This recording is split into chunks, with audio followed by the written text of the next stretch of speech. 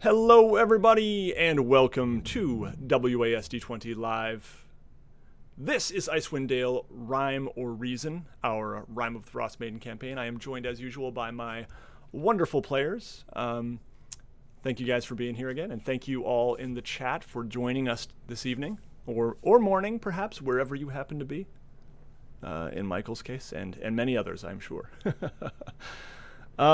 So, I actually wanted to start tonight with some introductions to these guys because I totally failed in my job last time of doing that at the break like I intend to, and we saved it for the tail end of the game. So in terms of not forgetting this time, let's go ahead and introduce these guys. So first off, let's start with Ryan. Ryan, who are you and who are you playing?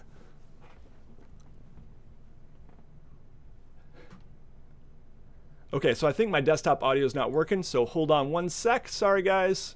I have to change my desktop audio to, yes, not the speakers, Nate. Come on. This guy. Okay, try again, Ryan. Sorry. All right. I am Ryan Norman. Been friends with Nate for quite some time. Enjoy me some D&D whenever I get a chance. And I am trying out a new stand-up desk today. So if I fall over partway through the campaign, you'll know why. My body is not used to standing for that amount of time. See how this goes. And you are playing tonight? I am Clay. No, I mean, Clay oh, there we go. Yeah. Yep. And Water Genasi Barbarian, as the video title shows. Yeah. Cool. Excellent. Thank you, Ryan. Alex. My audible. Can everyone hear me? I think okay, I good. can. My name is Alex Bierhorst, and I have been a friend of Nate's for somewhat smaller amount of time than Ryan, I think is accurate to say. 3 or 4 years? I think so. It's not too short, but anyways.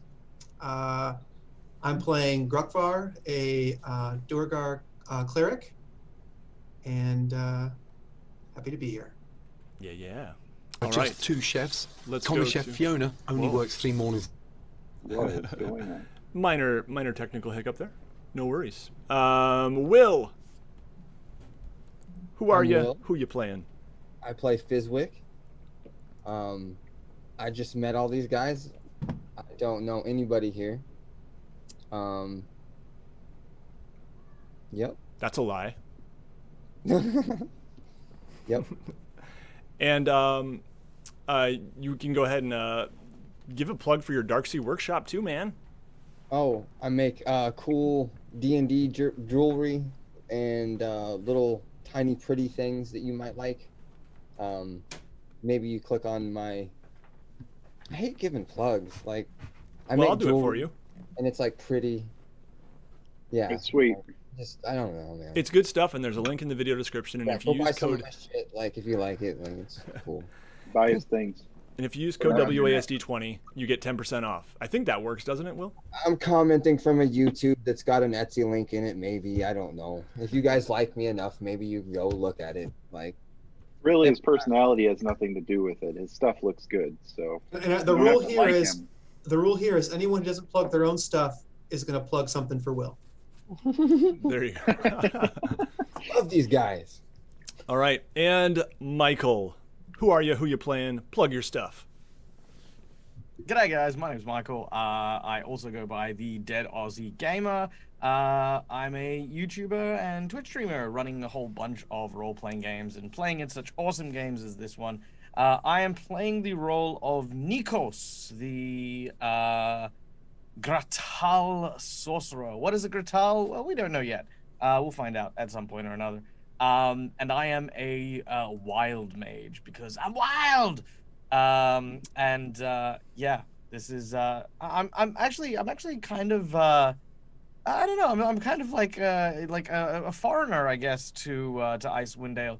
So everything's kind of new and fresh and horrible and all kinds of wonderful. So I can't wait to see how Nikos handles this adventure. Yes, it seems to lack some of the creature comforts Nikos may have become accustomed to in another life. Yep. Yes. All right. Well, excellent. Yeah, and there's a link to Dead Aussie Gamer down in the video description as well, so check out Michael's stuff. And I should probably get a Twitch link down there too. I think I only got your YouTube, so anyway. Yeah. And yeah, definitely some high quality productions going on over there on Dead Aussie Gamer. Caught a bit of the Rise of the Rune Lords yesterday, just about 5 minutes as I was surfing around the webs. Good stuff. All right, here we go, folks. We're jumping right back in. Start off with a little kind of recap here. Our adventurers begin this session facing off against Fizwick Caltro, a known murderer they have tracked to a ravine just outside Caer-Konig. But how did we get here?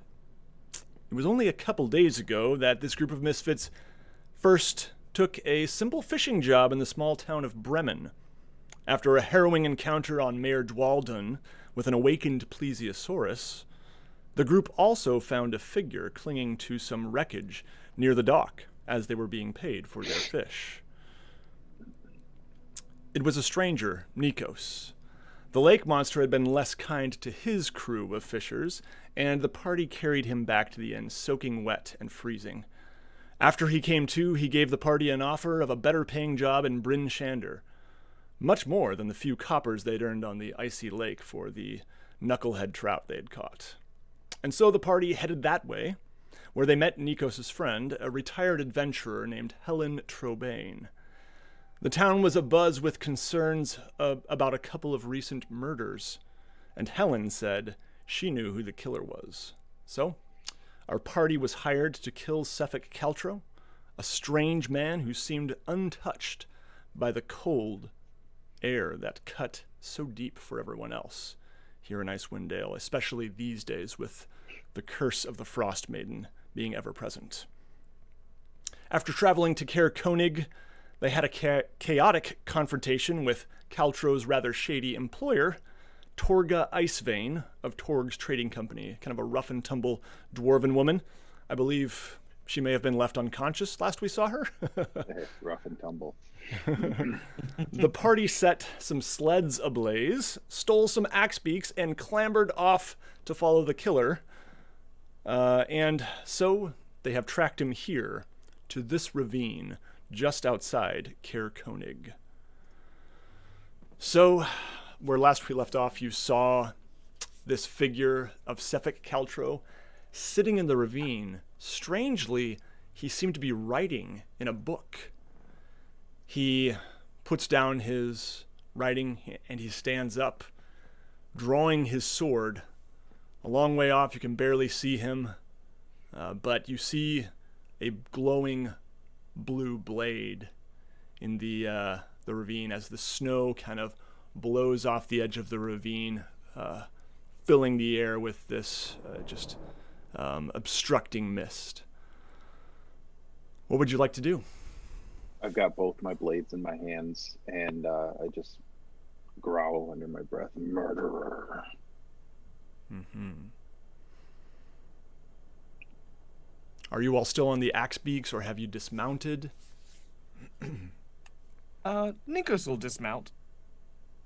Wasn't I riding second saddle with you or something? You were, which is why I want to dismount with you drawing your blades and growling behind me. I'm just ooh, okay. I'm getting off. How far away are we from this guy? So yeah, I would say you're probably about we'll say probably 60 feet away. All right. Nikos will look him up and down, seeing his blade. Trying to maintain distance, he turns and says, "Give it up, Fizwick. There is nowhere for you to run."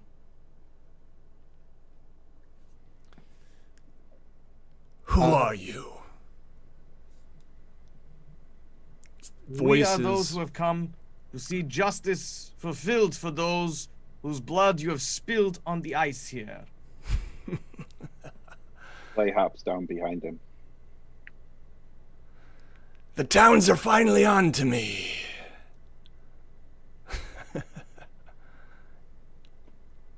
Is it possible for Fizwick to have disappeared into the snow again? Fizwick, go ahead and make a stealth check if you would like to try. Why is it not doing it? Oh, there it is. Sorry. No worries. Here we go. First roll of the night. Oh, sketchy. 15. Okay. So are you just kind of plunging into the snow again with the white side of your cloak up, sort of thing? Yeah, just want to be out of sight. Okay. And are you pretty much just plopping down where you got off the axe beak, or are you trying to like sneak off? Sneak off. Okay. Yep, I'm gonna say hard to say if he saw you or not, but you feel somewhat confident that you have snuck off to the side. I'm going to pull up our map here, and I will actually, I think I'll share this with you guys too. Invite players. All right, so I'm going to put that in the Zoom chat here for you guys to access, and we'll go ahead and take a look at what you all see here. All right, so kind of small here, but you can just barely see, maybe, yeah, that's good, okay. You can just barely see that Sefik is right here, kind of he was sitting against this pile of boulders down on the right side there. And you all are just probably off screen here, okay? And I should probably also... Up and to the left? Yep, to the left, just off the map there. Mm-hmm.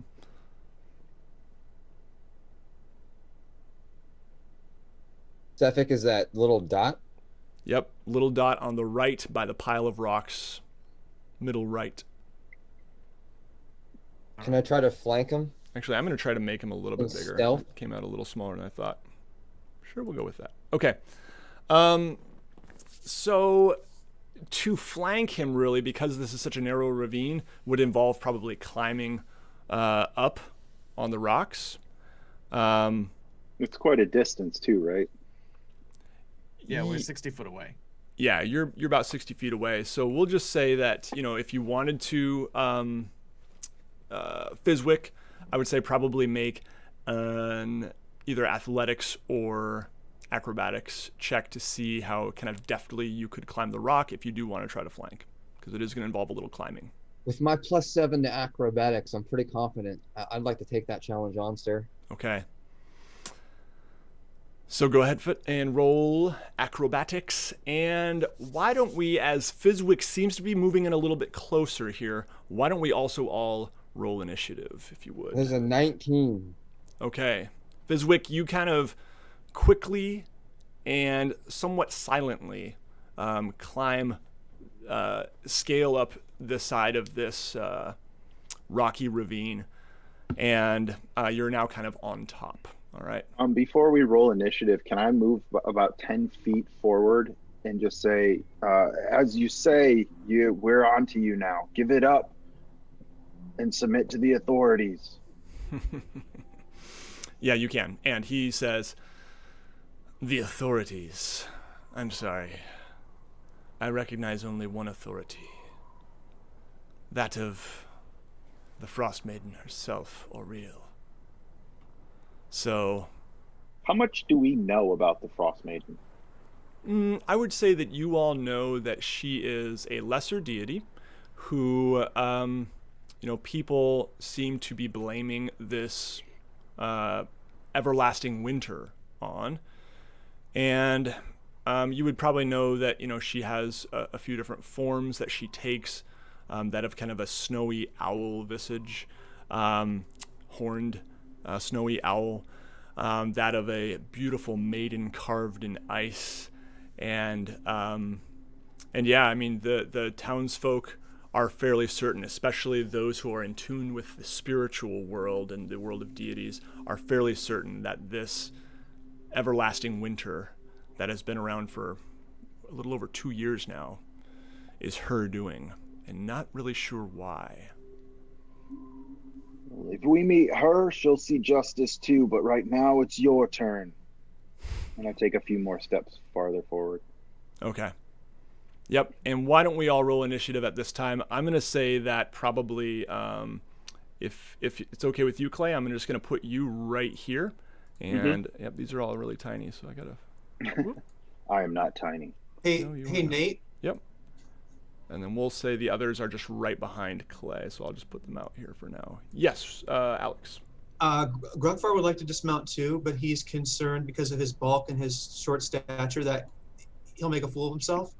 Can he take an athletics check to see if he can safely get off the axe beak? Absolutely. Okay. Are you gonna have to pull you up by your ankles? I got a 9. Okay. Yeah, you definitely take a little tumble and kind of fall down like on your forearm, your elbow. Like you don't hit your face. You just barely save it. But Can I yes. spring up fast enough that no one really notices? Can I do another athletics Yes, check? performance check. Performance check. Oh, okay. All right, and everyone can go ahead and roll initiative as well. Yeah, I rolled a 4. Okay, yeah, no one's buying it. Nikos is just gonna. You actually Nikos is try just to gonna look pretend cool like and he fall didn't right see back it. down in your class. Okay. Okay. Yeah, I gotta- Nikos is a good friend. He's just like, and he's trying really hard just to not look. Intentionally Okay. looks the other way. Yeah. 13 for initiative for Nikos. Okay. And others? 10 for Grugfar. Grukvar 10. Okay. 17 for Clay. 17 for Clay. And 7. 7 Forward. for our highest agility character. All right. Fizz got a 7. And okay. And give me a moment here. All right, this guy. All right. So, okay, Clay got a 17. There we go. So Sefik actually does step forward a little bit. It is his turn first, and he just says, I could go with you, I suppose. Face justice. A crude mockery of justice. And he steps forward a little bit more. He's kind of twirling his blade casually, and you see this icy blue glow from his blade, and his eyes match this glow. And that's all he's going to do on his turn. Clay, you're up. You were kind of conversing with him. Hold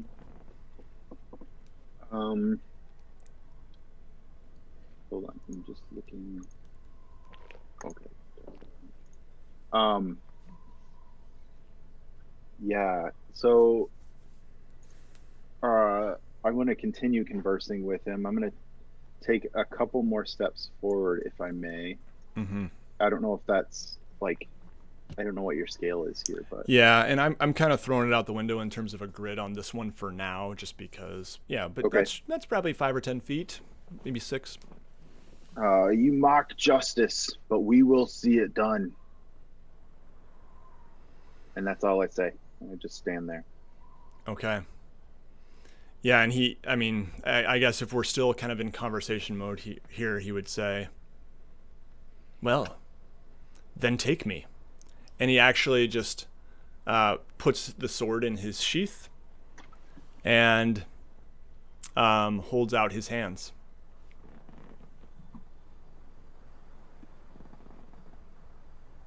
Next up, we have Nikos. Nikos looks, and I'm not even going to risk it. How kind of you to comply.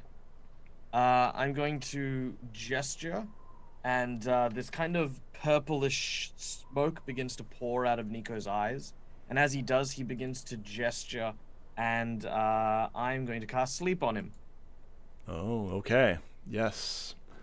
So you roll for the total number of hit points that you get. Is that right? You don't really roll to hit? Yeah, and I think it's the I think it's 5d8. Mm-hmm. That sounds right. Yep. All right, that is a 26. Okay. So tell me what this looks like as you cast sleep on him. What does it look like? Is there anything coming out of your hands, or is it more of an invisible effect? Yeah, the kind of purplish smoke coming out of the eyes as he gestures. His hands begin to trace this this almost like fluorescent light source that writes script into the air. It kind of seems chaotic, like it's almost like trying to write in a straight line with a fountain pen, with like little bits that sort of splurt and sort of go out in different directions as he casts it. Mm-hmm.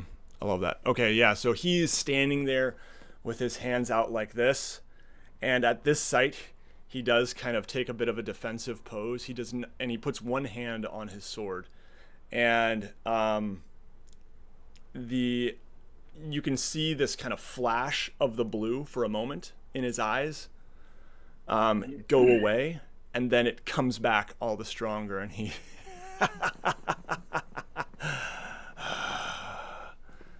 it was a good effort. So was your deception. All right. Anything else you'd like to do there, Nikos? No, I'm happy at 60 foot away. Nikos will look over to Clay, who's are you still riding the giant turkey? No, I got down. Okay. I'll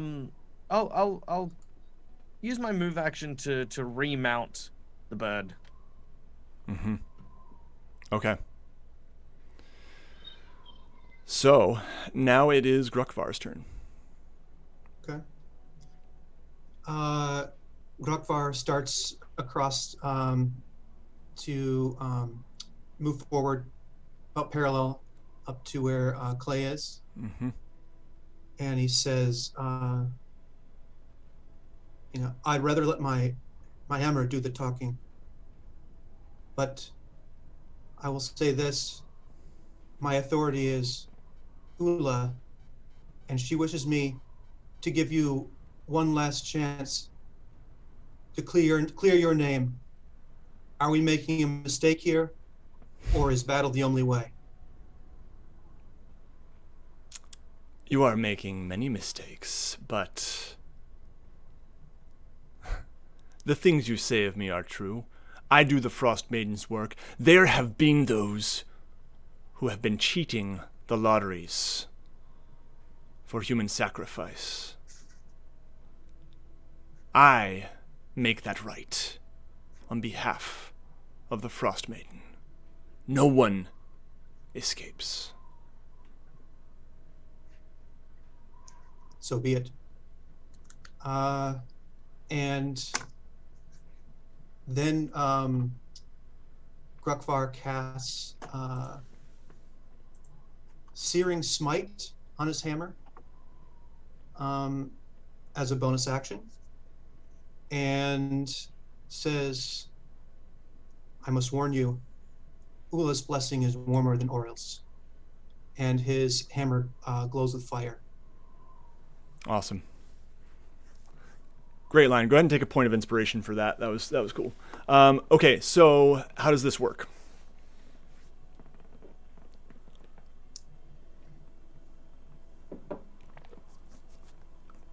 Are you asking me? Yeah, sorry. How does that spell work? Oh, okay. It just adds fire damage to my hammer's strike. If I manage to hit him, then that's what would result. Okay, gotcha. So it doesn't do anything necessarily on this turn. It's kind of like preparing. And is that a full action, that spell, or a bonus action? That is a bonus action. Mm-hmm.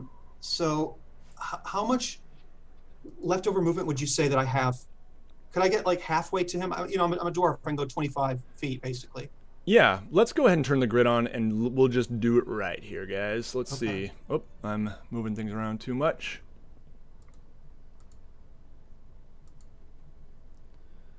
Oh man, I'm not super experienced with this, but I think I can find it. If not, I mean, I don't know how everyone else feels, but I'm also just comfortable just kind of guesstimating a little bit. I think it's, It's a measure tool also that we can use. Yeah, that's true. There's the measure tool. So this right here, for example, Okay, so this is measuring like the smaller scale. So I'm gonna actually change this to and see if it will let me. 10 feet. Will that let me? Ryan, where's the measure? Oh, I think I It still. looks like a protractor. You know what? I think we can go with this. Actually, let's go with it. Our tokens are a little. No, that's not gonna work.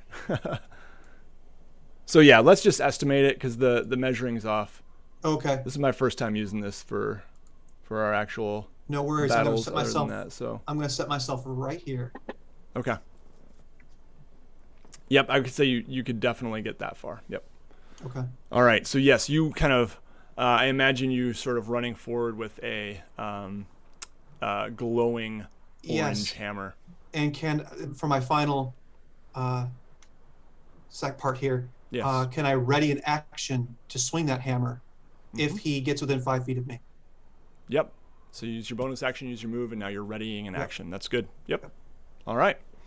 Excellent. Next up, we have Fizwick. So Fizwick, you're up on the rocks somewhere north of probably where Gruckvar is, I would say. I have an oil flask. I was wondering if I could pitch at him and have it explode, hopefully, on him. Okay, so I would say, yeah, you could definitely throw an oil flask at him, and it could potentially break on him. And I would just have you make a normal, we'll just roll it like you would for your bow or something like that in terms of, we'll just say you are proficient with oil flasks. So yeah, just roll it like you would for your short bow or long bow. Okay. Yeah, I have a science question. Yes. My science question is that if Fizwick throws a bomb of oil, strictly speaking, oil can have a freezing temperature of upwards of 15 degrees Celsius. Meaning, if he throws it, could he technically also do bludgeoning or icing damage? Well, I guess I would let Fizwick choose. And this, trust me, guys, this will determine how oil flasks work for the rest of this campaign in negative 40 degrees. So choose wisely. If it does bludgeoning damage, I would say it could do a little bit anyway. But if you wanted to do, a significant amount of bludgeoning damage, as in this is actually a frozen flask of oil, then it won't actually be able to splash him. At his head. Then it won't actually be able to splash him. You know what I mean? It will be like throwing an ice cube at someone. So it might not have the desired effect that Fizwick. I don't know if I've ever heard of oil freezing though. Is that a thing that happens? Oh yeah. Yeah, definitely. Yeah. It traditionally it turns into a kind of slurry. Mm-hmm. But yeah, even my peanut oil in my cupboard right now, as the temperature's turning, is getting a little thicker.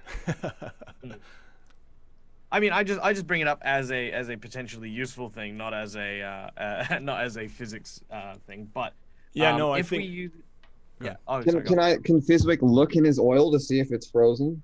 Well, I'm gonna let you choose what you want the effect to be. I'm letting you decide the science. I wanted here. to break on him because I got multiple people here with fire abilities, so some oil on their body might be nice. So I would like. I always like oil on my body. Yeah.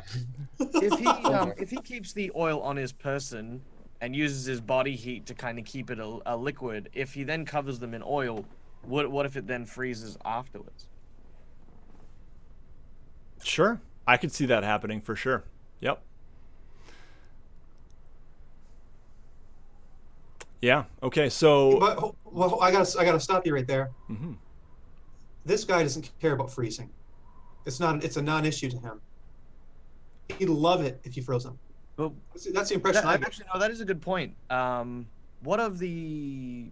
I mean, yeah, okay, no, well, I guess we'll have to observe. I was thinking more like, entangling, like trying to work its way through like shards of like slippery ice, that is literally grease, versus being unaffected by the cold damage per se. In the interest of keeping things moving, Will, you throw the oil flask. Go ahead and make your roll, and then maybe we can see if you even hit first. And I'm just rolling just roll it like you would your bow, basically. Short bow, okay. 24. Okay, so you definitely hit. And I'll let you decide, does this splash him with oil? I gotta take a picture because people don't believe me. Like, No, don't They're do gonna be that. like, Stop. oh, okay. Stop. I believe you. All right. We're all friends here, and who cares what the haters think? Yeah, I wanted to I got splash him with 105. oil, like, and just cover him completely. So hopefully one of these fire roasty people can take advantage of that. Yep. Okay. So yes, he doesn't even see it coming because you have moved out of the way. You have now revealed yourself, but up until then, he did not even see you, so wasn't looking, and it just caught him totally by surprise across the head. And I'm gonna say go ahead and roll a d4 bludgeoning damage as well. So just bottom left on D&D Beyond, you can choose a d4. Yeah.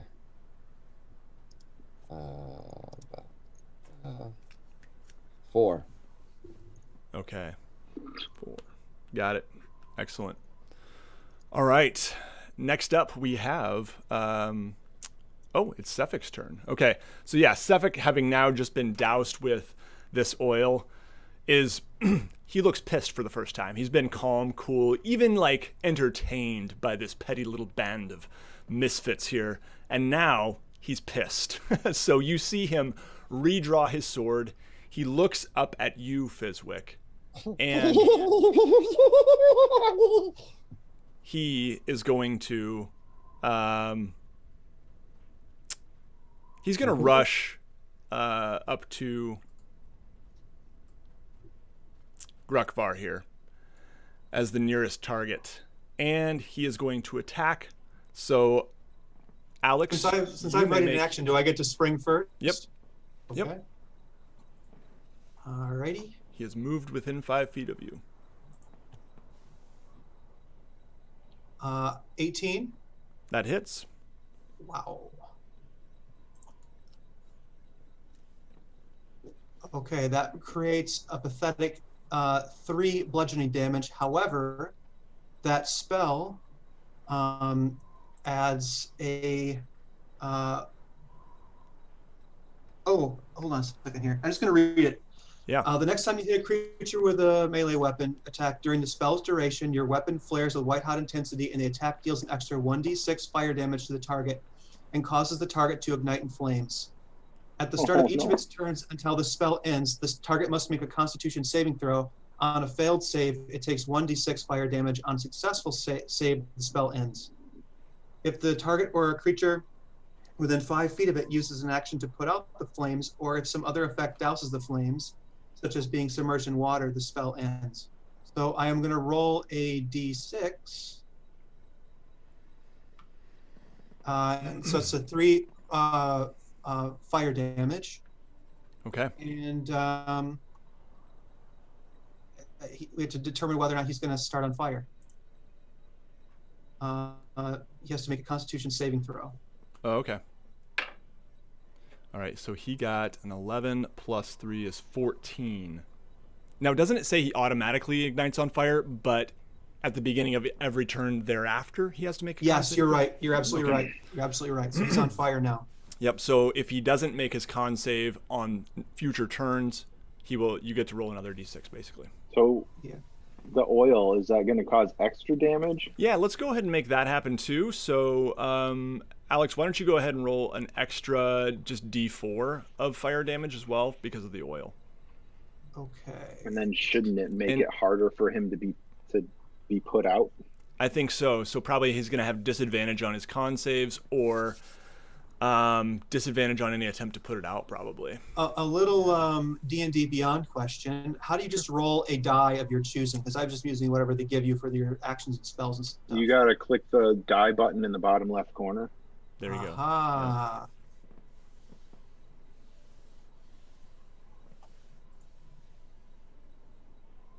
All right. 3. Okay, so an extra 3. All right, yeah, so I hate to say it, but Fizwick for the win on that one. Yeah, that was, I mean, this strategy is, anyway, no comment. I hate you all. Gruckvar yells up to the hills, "You set him up, I'll knock him down." All right, so let's see here. He attacks you once with his blade. He's just crying out in pain here. You see this kind of mist rising off of him, that in this sizzling, and he hits you once, misses. The next one is does a 21 hit. Yes, that will hit. Okay, so you are going to take one. Let's see. Ooh, that was a terrible roll. Lucky for you. And all right, so you're going to take 1 slashing damage. Okay. I'm sorry, no, 4 slashing damage. And Okay. and 5 cold damage from his sword as it bites into your arm. That's a humbling hit. All right, and now we have Clay. It is your turn. All right. I'm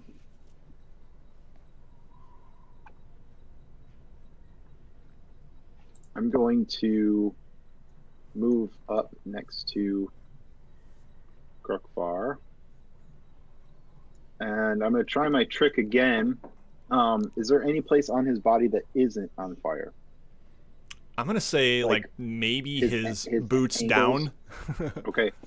I'm going to create water and shape it around his ankles Okay. to bind his feet together Yeah.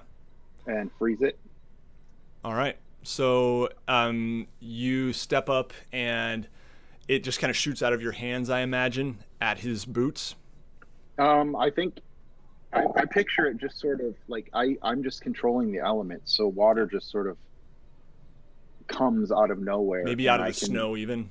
Yeah, and I can just push it where I want it to go. All right. Excellent. So, yeah, go ahead and, well, yeah, I mean, I guess you see this ice form. I don't think you really have to roll anything for that. What do you think? It just happens. Yep. And then I think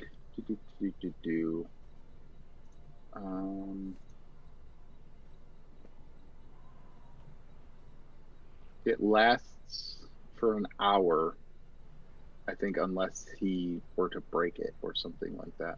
Okay. Yeah, and he probably will have like advantage to try to break it because of the fire also, maybe making it a little more prone to melting. But all right, cool. Anything else you'd like to do on your turn?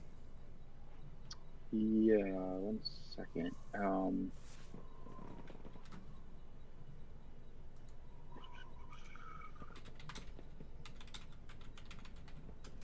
Oh, that doesn't count. Never mind.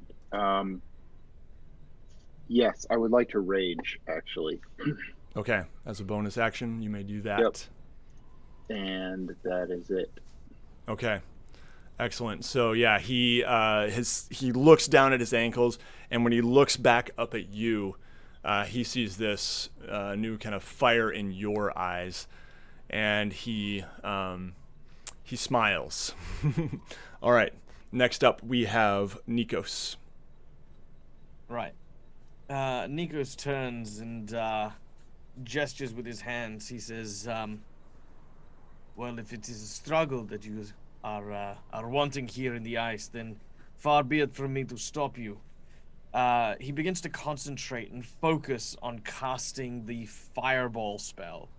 As this tiny ball of magic starts to coalesce in his hand, something goes wrong, and the magic starts to misbehave. It starts to crackle and charge. He looks a bit confused before he turns and almost frantically throws Chaos Bolt instead. Awesome. That wild magic. Gotta love it. All right. Oh, that's not great. That is an 8 to hit. Okay, yeah, so this kind of flies a little bit right over his head, and it does miss. I'm glad you didn't roll like a 2, because I might have made it hit Clay or Grukvar there. Can I use the my inspiration to re-roll? Yes. I'm gonna try that. Well, it's not a 3. It's now a natural 1. All right, so we're gonna go ahead and see which one of Gruckvar or Clay it hits. 1 through 3 will be Gruck. With inspiration, though, don't you get to choose the Do you get choose to which choose, outcome? or is it reroll? Oh, that's okay. So yeah, no, that's true. Yep, I would say we will take the higher one. Yep, that totally makes points sense. from Pathfinder. Yep, that Okay. totally makes sense that we would just take the higher. Yep. You Very rolled well. with advantage, essentially. So yes, that's true. Good point. Okay. All right, but that was going to be so much fun, though. All right, all right. So for me. All right. So next up, Oh yeah, do you want to use your move or any bonus action? Oh yeah, no. Nikos just uses his move action to like look in confusion at his hands. It's almost as if he didn't understand the spell he cast. It was definitely not what he wanted. Mm-hmm. In many ways. Yes, in many ways. All right, very good. Next up, we have Gruckvar. Okay. Gruckvar drops his shield so he can hold his hammer with 2 hands and takes a swing at Suffolk and rolls a 9. Okay, 9 to hit. Unfortunately, is not good enough. You could use your inspiration if you want to, but You know what? That's what I'm going to do. Let's try that again. Yes, I think. 18? yes, that hits. Go ahead and roll your damage. 8. Okay. So 8 damage. And then are we going to do the fire damage? So I field? think Or are we going to wait till his turn? I think that goes on his turn, unless your hammer like retains that. But I think your hammer has already done that, and now he has to make the con save in the beginning of his turn. Yeah. Yep, you're right. Okay, cool. So yeah, remind me if I forget that. But it is Okay. now Fizwick. Oh, do you want to do anything else? Boy, I don't know. Is he? I'm wondering if he's occupied enough that he. I can't. I don't want to provoke an opportunity attack. I'm just going to stay right here. Mm-hmm. Okay. Yep, it is Fizwick's turn at this time. So Fizwick, you are still up on the ledge. You have thrown your flask. It splashed him. You see the battle commencing down below. What would you like to do? Are we? It looks like we're standing on ice or a flat surface. Yeah, it's Or- kind of, snow and rock. Can I kind of just go back into stealth and try to sneak up back behind him? Sure. So I think you can actually, if you wanted to, because of cunning action, you could hide as a bonus action as a rogue, and then you could also move and take an action. So would you like to try to do that? Yeah. Okay. So you are moving probably, and we'll just kind of put you out here roughly where you are, with the understanding you're probably higher than this, up on the ledge. So here, let me just make that bigger to match the others. Okay. So you can just barely see Fizwick up there probably, and he's actually a little further back. But I'm imagining you're wanting to move this way a little bit. Is that right? Or back down. Oh, back Kinda. down. Yeah, down a little bit behind him. Okay, so yeah, I would say, sure, you could make your move, but you're going to have to make a stealth check to see how effectively you have hidden here. Oh, this isn't fair. I got to take a screenshot. It's 27. Man, I believe you, but was that a natural 20 though? It was 20 plus 7. Okay, so you got a critical hit, critical success. But yes, so you are definitely hidden. And whereabouts would you like to move here? Not like behind him, down a little bit more and to the right. Yeah. Okay. Yeah, there you go. Okay. Still in It's the as rock. if you've melted into the ground. Yeah, there you go. You even smell like He said, You turned into snow. I am winter. We just forget he's there. Who's Fizwick? Who? What? We never Yeah. traveled with a goblin. What are you talking about? I mean, Clay and Gruckvar are looking that direction, and they didn't even see you. So yes. All right. And would you like to take an action? No. Okay. You don't want to attack or anything? I feel like I should wait. Okay. Yeah, that's fair. All right. We are moving next to Sefik. So Sefik has just been completely engulfed in flames. He is going to make his con saving throw with disadvantage here. And he fails that con saving throw. So Alex, you can go ahead and roll the d6 of fire damage there. Okay. And you can see this light in his eyes that is just, and you kind of see this beginning of this ice kind of a bare spot of flame now as it begins, and then it's immediately kind of engulfed back in flame. And he is going to strike Grukvar once again. 2 damage, by the way. Okay, 2 damage. Thank you very much. Actually, I think he's going to probably attack Clay this time. And he's not going to try to break free from the ice right now. All right. That is going to be a 5+. That's going to be a 12 to hit. Clay, does that hit you? No. Okay. So his first attack is a miss. And we'll get one for Grukvar too. I forgot he had multi-attack, and that is going to be a 11 to hit. Gruk, does that hit? No. Okay. So both of his attacks miss, and that's all he's going to do on his turn as he starts to get a little bit of fear in his eyes. All right, next up we have Clay. What would you like to do? Grukvar, where did you drop your shield? Directly in front of myself. Okay, I'm going to reach down and grab his shield, and I'm going to use Shield Master Shove and try to push him over. Hopefully I have advantage because his ankles are bound. Yeah, I think that's fair. Absolutely. Okay, is it just it just says I can try to push him.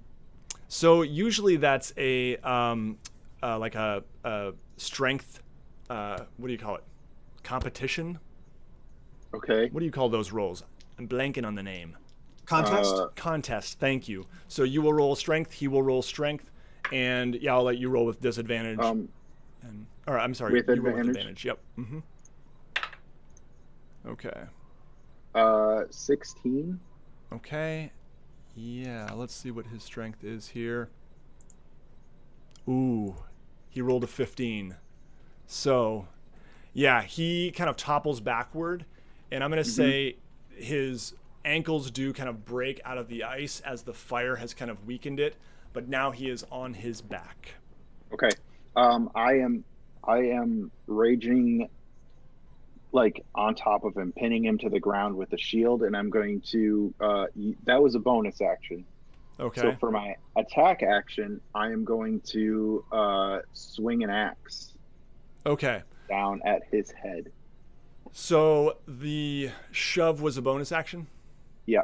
Okay, cool. Yep, you may do that then. So you are kind of on top of him now with the shield kind of and striking down. Go ahead and roll your attack. Do I get advantage because he's prone? Yes, you do. Good. That was terrible. 15 to hit. That is going to hit. Yep, that's enough. Right. So then, come on, D&D.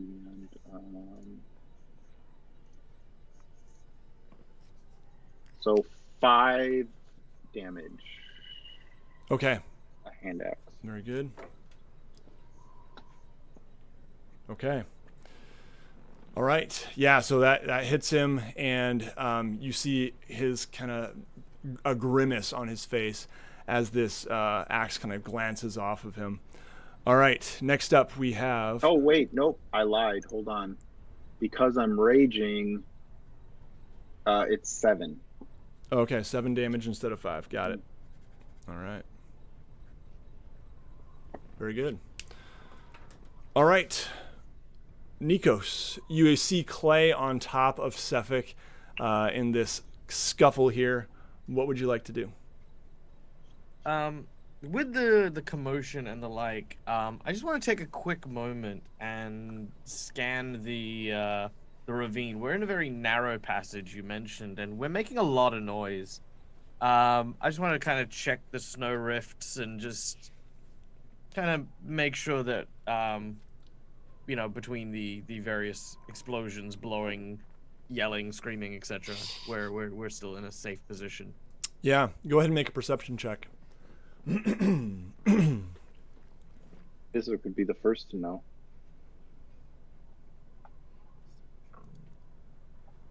I'm hidden in the snow. That's not Nobody bad. can see me. I'm sorry, what was that, Michael? 15, 1-5. Okay. You don't really see anything, but you do see, except for a white owl circling overhead. And that is all you see. No other movement of any sort other than the wind blowing the snow. All right. Well, I'm not going to think too much of the white owl. Looking back at my hand, I sort of flex it a few times before trying probably a more reasonable spell. I'm going to attempt a fire bolt and attempt to shoot Sefik on the ground. Excellent. You may do so. Do I have advantage? So because I would it's on the say, I would say you might need to move a little bit to the south in order to get an angle, unless you want, because Clay is really like has him pinned here. So I'd say you Right. probably need to move larger than he right is too. below Yeah, Clay. pretty much. I'm riding the bird, so I've got a decent. Yes. Good. So yeah, if you wanted to move like, can I move you a sec, or like Yeah, maybe go ahead, maybe go like ahead. down there? Then you could get an angle where I wouldn't make you roll with disadvantage or anything. Is that cool? Yep. Okay. Perfect. Yep. Perfect. All right. Yeah. That is a. That's a 10. You see your firebolt just into the snow near him, melting some of the snow. Do I have advantage because he's pinned? Oh, yes, you do. Never mind. Yep, Roll that yep, again. 10. Okay. we'll take the 10. This seems to be a pattern with you, the Michael. dice are not on my side. Shoot. Okay. Well, next up we're going with Grukvar. If Nikos, you don't have anything left to do. Nope, I'm good. Okay. Grukvar, what would you like to do? You see Clay having just struck him. You see this bolt of fire melting some snow near Sefik's head. You're muted. Alex, you're muted. Alex, you're muted. How about now? Excellent. Dulcet I look tones. towards Clay and I look towards him and I get his eye contact and I say, toss me the shield. And this is a good point. I think this. I can't. I would, You can't I would do say, anything. I would say you guys are close enough where Okay. it's not a big deal Okay. just for Clay to just kind of hold up his hand. Yeah. Okay. I grab it and I am going to disengage. If Clay would do that. Good point. He might not want. He might want to use. I mean, might want to just want bashing with that. it served its purpose. Okay. Okay, yeah. And I'm going to disengage as an action. Actually, Okay. what I would probably do is say nothing and just whip my arm to the side and let the shield fly. Yeah. And actually, Alex, you do not need to use a disengage action as he is prone. Oh. I'm going to say that, he just would not be able to make an opportunity attack right now. Oh, okay. Yeah. Great. Then in that case, Move freely. I'm going to attack him. Oh, okay. Yep. And you get advantage. Instead of disengaging, and I'm going to let's see here. I roll a 20 for to hit, Mhm. and that's a hit. So then I'm going Yeah, to definitely a hit. roll Yep. 9 points of damage, Okay. Excellent. All right. and then I'm going to He's take taking a that walloping here. back up a little bit. Okay. Excellent. Yep, so your hammer finds purchase right on his shoulder. You feel a bit of bone crunching beneath it, and, very satisfying for you, and he cries out in pain. Ah! All right, and next up it is Fizwick. Can I sneak up next to him and try to stab him with my rapier.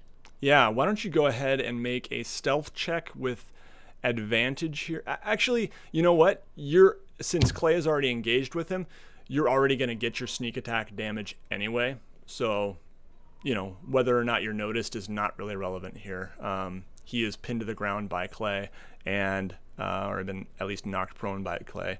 So yeah, you can go ahead and move up, and you get. Are you going to attack with your rapier? You said. Yeah. Okay. Yep. And don't forget your sneak attack damage if you hit. But go ahead and roll that to hit first. 20. 20 hits.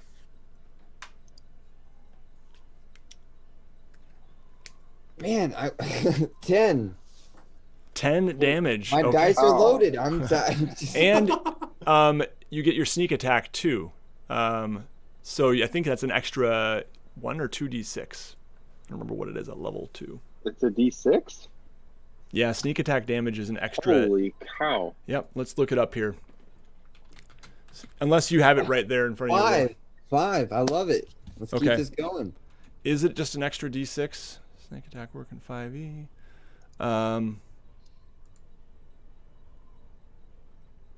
That Sure, seems hefty. We'll go with that. Okay, yeah, so when you get to level 3, it becomes 2d6, so you're not quite there yet. So yes, 1d6, so 5 plus 10.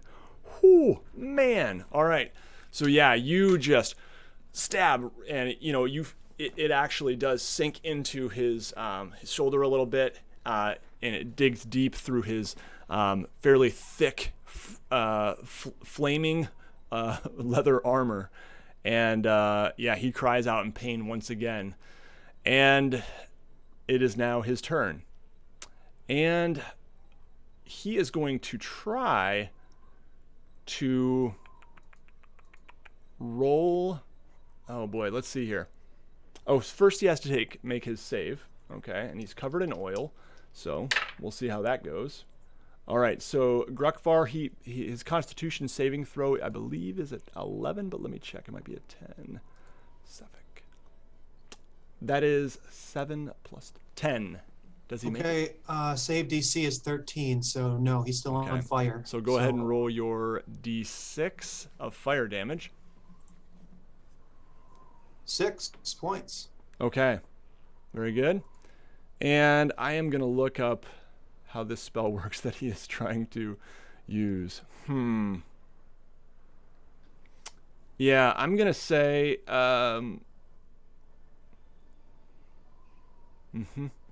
So Clay, let's do this. Go ahead and let's make a opposed strength check, if you could do that with me. 18. Okay. Oof. He got a 19. So I don't think he's technically pinned unless you're calling it that way. Yeah, no, I was kind of wondering because you pushed him over and then it just says I shove him. Yeah.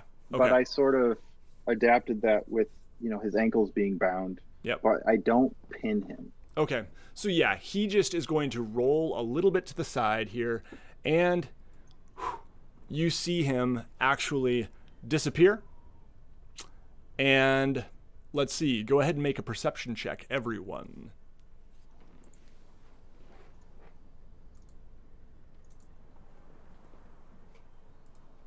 $17. Okay. Natural 20 plus 2. Okay. 17. 8. All right. So you see him reappear. Everyone except Gruckvar, perhaps, sees him reappear up on this precipice here, this hunk of rock, as he has just cast Misty Step. And he is crouched. He is bleeding. There's still a bit of fire on him. And now it is Clay's turn. Okay, He's about 15 feet up in the air is where this rock would be. Yep.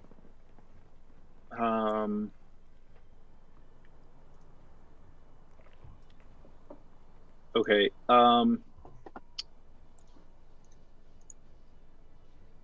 Okay. I'm gonna yell out. I'm gonna say, "This is your last chance. Give up now." And then I'm going to. Can I ready an attack based on his response? Yeah. Okay. Sure. So I'm gonna ready a two-handed axe throw, or throwing two axes Yep. in his direction. I have a 20-foot range on each one. Mm-hmm. Okay. And I'm just gonna sit there and wait. Okay. So he says, okay, so what did you say to him again? Sorry. Surrender now, basically? I said, this is your last chance. Give up now. Okay. And he is going to, he's not really going to say anything, I don't think. I think he just stands up, and you see this sword actually just kind of, it wasn't there. It just kind of appears in his hand. Okay. Both axes are going to fly. Okay. Go ahead and roll your attack on those. And you can throw two of them on your turn. They're like a light weapon or something, so you can throw them both. Yeah, I have two weapon attack, and as long as they're light weapons, I can use both of them. So that's a 16 for the first one. Okay. That hits. And the second one does not. I can't use my modifier on the second one, but I rolled a 16 straight out. Okay. Nice. Very good. So they each do. So I actually think you just don't use your modifier on your damage for the second one. Am I right on that? I don't remember. I thought it was on to hit. Let me see. Where is it? Oh, right there. Two weapon fighting. You don't add your ability to the damage. Okay, I got it. So they both definitely hit. The other one definitely hits. Yep. So the first one for damage is a 6 because I'm raging. Yep. Or actually, does that count as melee damage? I forgot that Fizwick is up here, right? Okay. No, that does not count as melee damage. So okay, so a 4. Okay. And I'm sorry, not a 4. I get to add my attack to that one, so that's a 7. Okay. And the second one's a 1. Okay. My friends, you see Suffolk Caltro stand up, sword appearing in his hand. As these axes go flying from Clay's hands, he kind of moves like this, but not enough. One takes him right in the arm, sticking in his arm as the blade falls. It clatters to the ground, and it actually disappears right at Nikos's feet. And the second one he's not expecting, and it just straight in the chest, right in the heart. And you see Suffolk Caltro tumble to the ground right here, and he is dead. The blue light in his eyes flickers for just a moment, and then flies straight out into the sky, straight up. And this lifeless corpse is in front of you, and it immediately begins to, the skin turn grayish, the cheeks sink in, hollow. It looks like a zombie. He looks undead and like a corpse that's been dead for quite some time. What would you guys like to do? Did the light go anywhere, or did it just sort of like escape him and vanish? It escaped him, went straight up into the sky. You see it just Like kind of laser flying beams? into the clouds. Oh, okay. More Or like a soul escaping. A wisp. Yes, exactly. Oh, okay. Mm-hmm. Exactly. Yep. Nikos will dismount and examine the body. Primarily what I want to see is if whatever just happened was an advanced state of decay? Like, were we always dealing with someone who was dead, or did whatever that blue thing do when it left sort of sap the vitality that was left within the body and turn it into the husk? Mm-hmm. Yeah, so I'm not sure what you think, Michael, but perhaps making an Arcana check? Yeah, I can make an Arcana check. While he does that, Clay is going to head up here and recover his axes. Mm-hmm. Sounds good. You managed to do so. You kind of clamber up the rocks. Or would 16. they be stuck in him as he fell? Yeah, no, that's a good point. They would be. Yep. Okay, sorry, Michael. What was that? 16 on the Arcana check. Okay. And as Clay sort of pulls out the axes while I'm examining it, I look at him and say, "Do you mind?" Not at all. And I take my axes back. Fizwick wants to go and see if he's got any nice loot on his body, some shiny gems or some nice trinkets. Okay, first I'll handle. Go ahead. The people of Icewind Dale are nothing more than vultures. I like the way you think, Fizwick. Yeah, so Michael is just continually, or Nikos is just continually annoyed by these, as he's trying to examine the body here. Yeah, I'm just like, if anyone tries to like loot him before I finish my exam, I'm just gonna slap their hand away. Yeah, so you, Michael, can determine that.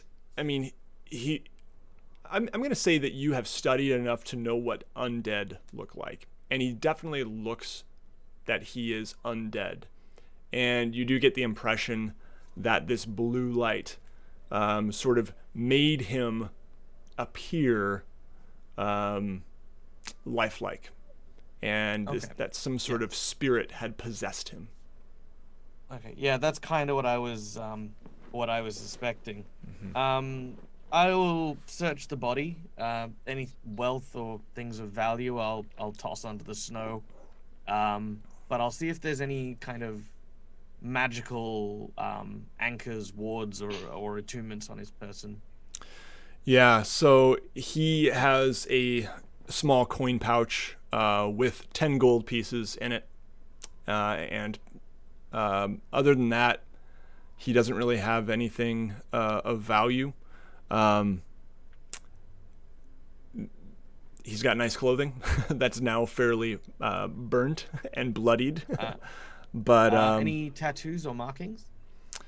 No, no markings. And if he did have tattoos, it would probably be hard to tell on his skin in the current state. I mean, it really does look like a corpse that has been, almost dug out of the ground and been dead for 6 months or more. So no, you don't really notice anything remarkable about his skin, other than it's gross. All right. Yeah. I'm going to take my short dagger, and I'm just going to cut a lock of his hair, and I'll just tie it and put it on my person as evidence of said death. Yeah. So it is, and I'll actually switch back to our slides here just a moment. Okay. So his hair is definitely kind of this brittle, old feel, very thin and wispy, but you managed to cut a snip of it, and it's kind of grayish, salt and pepper-ish, I guess. Yep. Is there any sign of the sword? Where it disappeared? Did it melt the snow? Did it just vanished? I'm going to say that the sword, it vanished, but you do see a hilt actually on his belt, tucked into a small sheath. It seems to be a dagger of sorts. I'm going to reach down and take that. Okay. And as you do so, it actually melts in your hand, Clay, and just, slowly over the period of about 5 seconds just turns to water. And as it drips down your hand, it hits the snow and kind of refreezes, but it's just water now. What's his armor situation like? He's got leather armor, but it's very tarnished by Okay. from the battle. Okay. He's got a leather vest. Well, it appears as though we have managed to defeat our quarry. I suggest we return to Kaya Konig and inform Helen of the good news that the murder is no longer on the streets and claim our reward. Yes? Will Ellen need more than a lock of hair as proof? Look, I don't know about you, but I'm not very fond of walking around with a severed, rotted head through the middle of town. The hair should be fine. If, well, actually, that's a question for the Dungeon Master, I guess. Is the hair fine? I mean, we live in a world with I would detect say spells and... I would say that you and Helen, more than anything of the customs here, that you and Helen, Nikos, have a trusting relationship of sorts that you feel fairly confident in. Okay. Yep. So I'm fairly confident this will suffice. Okay. All right. All right, so the wind is blowing, the snow continuing to just kind of billow, and the corpse is here. You guys are about probably a 5-minute Axbeak ride at your previous pace, which was a little slower than normal Axbeaks because of the burdens. But you're about 5-minute ride really outside of Caer Konig, which was the small town where you first confronted Torga's caravan. I was just going to ask, so there were lots of workers around. Are they still there? You don't know. They were when you left, and they were shouting obscenities at you.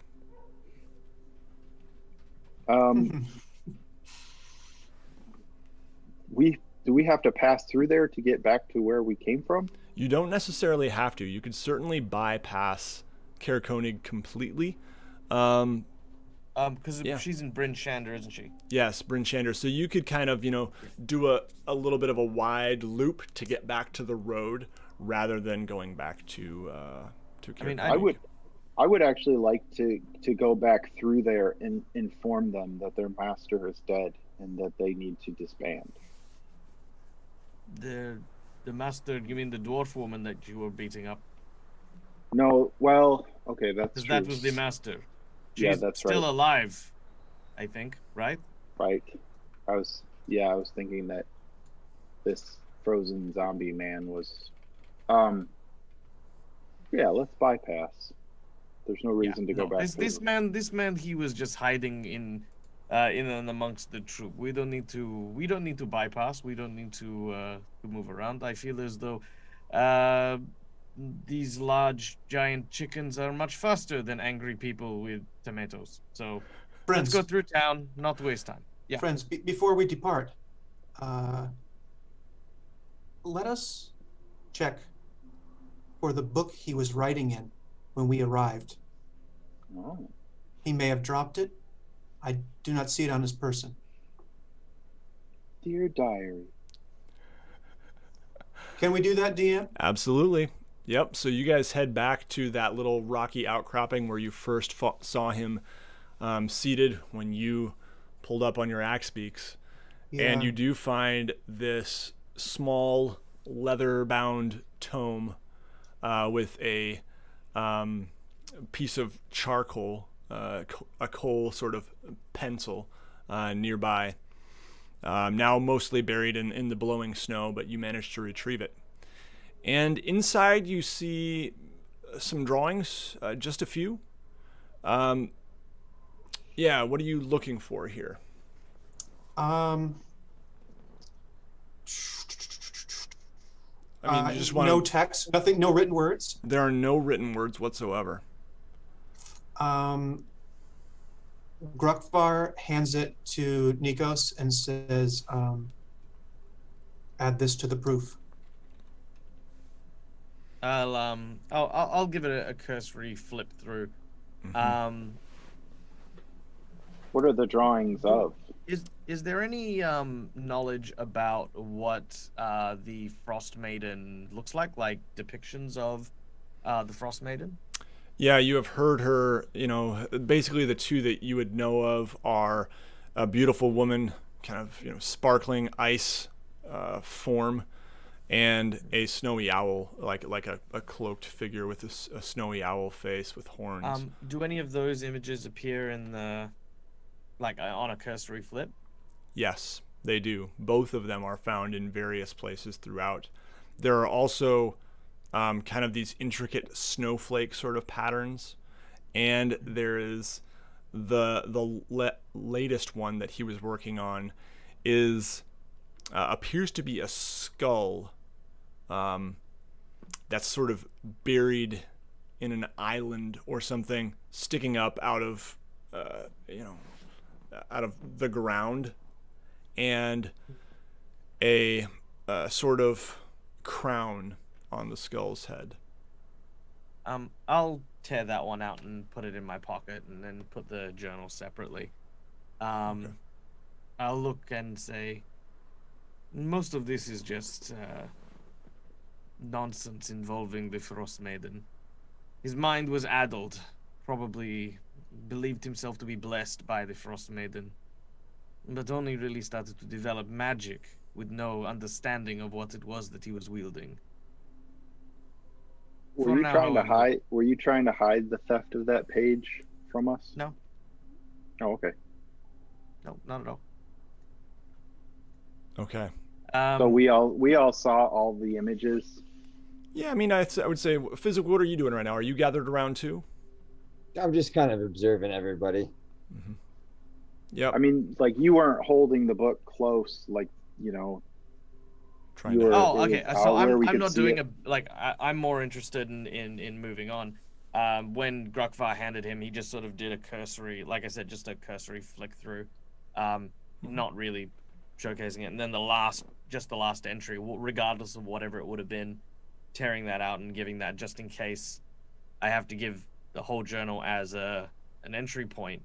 This means that we're one step ahead of whomever might be using the journal for whatever purposes may come later on. Like, let's say, like, for Nikos, at least in his mind, he's like, if this guy's got allies and the allies end up with his old notes and it does actually mean something coded, then we've got part of that code and we don't need to worry about it, or at least less. Mm-hmm. You guys hear some shouting in the distance. This way! Can we tell what direction it came from? From the direction where you came into the ravine. It is time to go, I believe. I'd like to mount an axe beak, please. You do so. Okay. Onward, Peppermint. We're going through the town. Yeah. We'll go through. You want to go back Caer to Caer Konig. Konig, or you want to bypass? We'll go through it, but Okay. we won't stop by in it. Okay. Actually, if we are going through Caer Konig, I will take his head. Okay. Sure. You take it. It comes off way too easily. No knife needed. I mean, probably Yeah, not, it's just but moist. I Just imagine- a gentle ripe twist. melon. Yeah, exactly. A gentle twist. Like a chicken. Oh gosh. All right. So, Clay, you have the head. And we're about 5 minutes away. Yep, you're about 5 minutes away from Caer Konig. You hear shouting in the distance of that you just come back. So you guys mount the axe beaks, I assume? Okay. I'll run alongside this time if Okay. we're only 5 minutes away. Yeah, sure. So yeah, you can kind of keep up at a jog, and you do notice 3 figures in the distance. You can't really tell, they're bundled up, and they're shouting, "There they are! Get them!" No, we're not. Are they riding anything? No, they're on foot. No, we'll just go around them and keep going. Okay. Yeah, so you guys want to Yeah. go the other direction. Bye. Okay. So- Bet you wish. We'll see you back in I town. bet you wish you had some axe beaks. so So that would not be toward Karakonig then if you want to go. I mean, unless you want to loop around them quite wide. Do you still want to stop back at Karakonig because that's where they're coming from? I definitely I do mean now. literally around them. Okay. Yeah. So you guys managed to skirt, by enough, widely enough that they're kind of left in the dust behind you, in the snow rather behind you. As you ride into Karakonig, you can still hear them shouting and giving chase. Okay. As we go kind of feel through mean, Karakonig, can I see has what was her name? Torga. The dwarf. Mm-hmm. Yeah, has she gotten up? She has gotten up, I and would- you guys enter the main area, and you actually see her being bound by some of the townsfolk. Ropes around her wrist and her ankles as they are working on her. She's shouting curses at them. Sons of bitches! I toss the head at her feet and just let it roll to her feet. Okay. And she just, recoils in horror as the townsfolk look up at you and say, "Who the hell are you? You're the ones who caused all this chaos." You should probably ask her who that head belonged to. And I just keep running. Another head? We found a dead body on one of those sleds you lit on fire. They deserved it. These people are shady. And Yep, they are. Please enjoy arresting them. You're not wrong. And you can see her, just trying to get up, really, as she's just, practically jumping out of her skin to get at you, snarling at you as you're leaving. And the townsfolk look a little bit confused, like, do we... But they're mostly concerned, and you guys can see as you pass the sleds here, there's a dead body. It looks like an elf frozen, and it's got he's got a big hole in the chest that is laying to the side of one of these sleds that you all lit on fire. And there's just goods kind of strewn everywhere. And that's about the size of that. Do you guys want to... Does the injury look similar to what we know the other victims of the of this guy was? They don't Or look is he too... one of ours? It's hard to tell, but all you see is a big stab wound in the chest, really. And you do know that was... that yes, it was the method that Sefik Caltro used in terms of dagger of ice through the heart was usually what you had heard. Yep. Cool. Yeah. Okay. Yeah. So you guys want to keep riding back to Bryn Shander? Oh. Okay. You see the stable worker who had been waiting for you. Your Uber was waiting for you this whole time, and so you see these two axe, or I guess it would be more axe beaks that you had ridden. Probably four more. Did you guys each ride one? Well, it was like a dog sled, right? That was from Bremen to Bryn Shander. Yeah, no, these were So axe beaks. Oh, good. I get on one. Okay, perfect. Running. You can stop running now, Clay. All right. So, I don't want to run 30 hours back to town. Right? and I imagine Fizwick and Grukvar... Catch up with you guys later. I imagine Fizwick and Grukvar can now have their own as well. Nice. All right, very good. So you guys now have 2 extra axe beaks. Nice. Go ahead, Ryan. What were you going to say? I was going to say I suggest that we gift those 2 axe beaks to the gentleman for his time. Also, what are we going to do with 2 axe beaks? Ride Not 'em. pay people to transport us? Well, Maybe? we can get really hungry out there. You'll never be surprised. The good old axe good lord. beak tastes Look. real good. Okay, I'll tell you what. This is my axe beak. I'm calling him Peppermint. I'm giving him a collar. He is not for eating. He is not for selling. And Grokvar, you so far have not meant any ill of my axe beak, so thank you.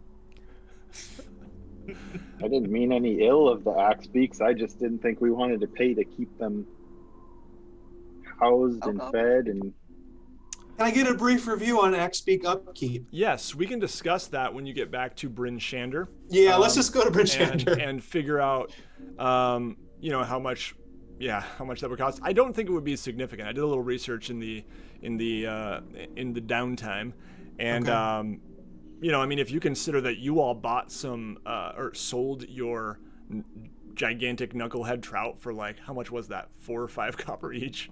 Yeah. Something, very, very meager. I don't think it would be too expensive to pay one of the stables to feed your axe beaks and pick up their poop and such.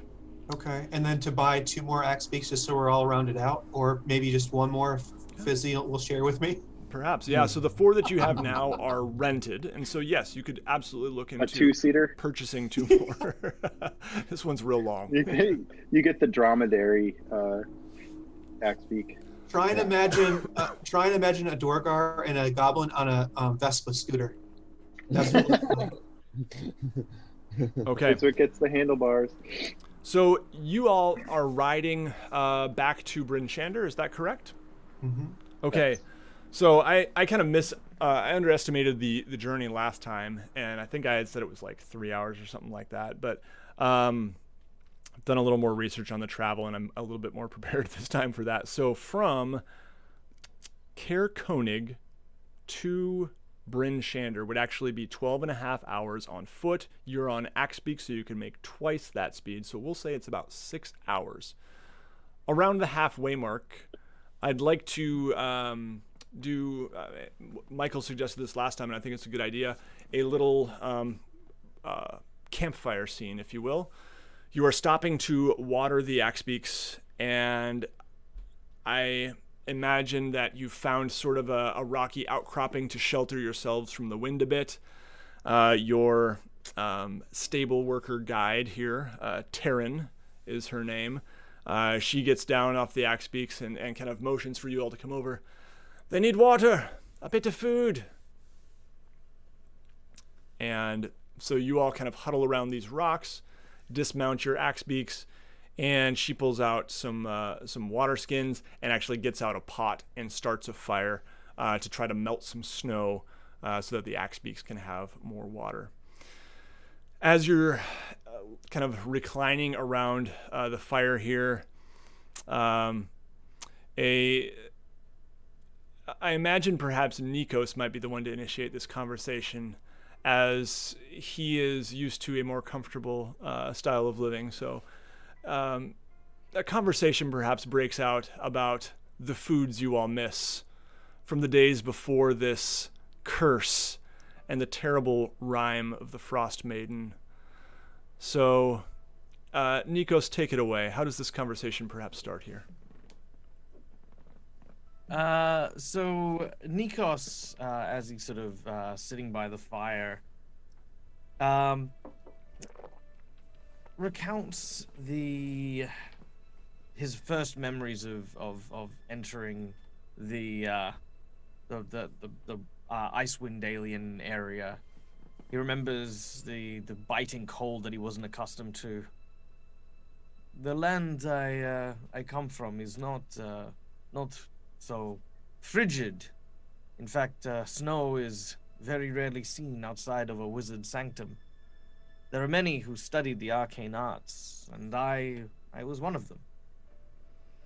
It never dawned on me how vital it would be one day to be able to use this magic to survive. Icewind Dale has proven to be quite a formidable and ruthless place to be. If it's not the frigid cold and vicious creatures, then it's the equally vicious people that live here. This man, this murderer, like a wild animal. And seeing, he casts a wayward look at Clay, and seeing some of the locals fight, that savagery runs deep in the blood of Icewind Dale.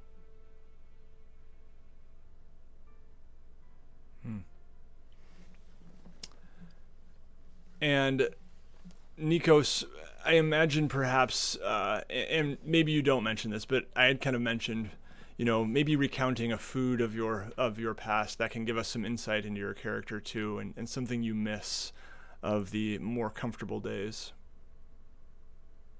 What would that be? Oh, but Pizza. I wanted to share it. I was trying to subterfuge it. That's fine if you would We not. made these flat discs of bread and put tomatoes on them. He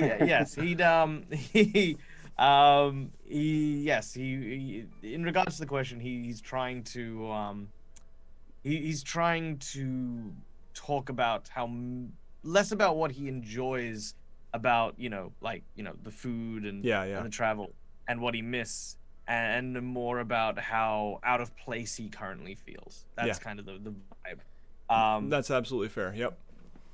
Mm-hmm. And you see that Taryn, the stable worker, she kind of tears off a couple pieces of what looks like jerky of some kind and kind of hands it to you all, and she says, "Eat, have some. It's included in the rental fee." And she hands some to each of you. And Fizwick, you take it. And what do you think of this food? And are there foods that you would say that you miss from your past? Fizwick misses cheese. He misses slices of cheese. He misses cheese on toast. He misses cheesecake. He misses cheese spread. Fizwick misses cheese. He likes the jerky. It's okay. And Taryn says, "Yes, I miss cheese too." And she looks very young, probably about 16 years old. Human. Says, I can remember the days when we used to have it here in Icewind Dale. And yes, there are many things I miss. How about you? And she motions to Grukvar. Bar says, what sort of familiarity do you have with the Duergar and where they hail from? He says that generally to everyone in the circle. Have you heard of my people? I am familiar with the people of the Deep Lands. Yes, Nikos. So you know that we live, and I hail from, originally deep underground. And there's many things down there that are different than they are here. And instead of riding axe beaks, we ride steeders most often. Have you heard of a steeder before? I cannot say that I have ever seen such a beast. Well, to you, they'd appear as a giant spider. And the females, when they lay eggs, they often lay too many for any steed or stable to ever want to keep around. And if you're lucky, if you're close enough, they'll boil them for you. A steeder egg is one of the best around. Delicious. But you'll never get one here, not even in the best of days, not even before this endless winter. But I miss those the most. Would you like to share a spider's egg with me someday if we find one? It would be my pleasure. Taryn is just looking kind of like a little bit wary of what Grukvar is saying. "And what about you?" And she motions to Clay. "Are you a jerky man, or?" I don't know how to answer that. But Clay, hold on a second. You hear me? A little bit. Yep, no problem. While waiting for that, Nikos is again not partaking in any of the jerky and stuff, and you can sort of hear this like low rumbling, definitely coming from his abdomen. As I think it's now been like 3 days, roughly 2.5. Yeah, about 2.5, 3 days. Yep. Okay, sorry about that. My headphones died. No worries. So yeah, Clay would take the jerky and take a bite, and while he's chewing, he actually ignores the question and looks over to his masked compatriot. Says, "It's very easy to judge the savagery you see here when you come from outside. It's easy to judge what people here count as necessity, but they're not all that way."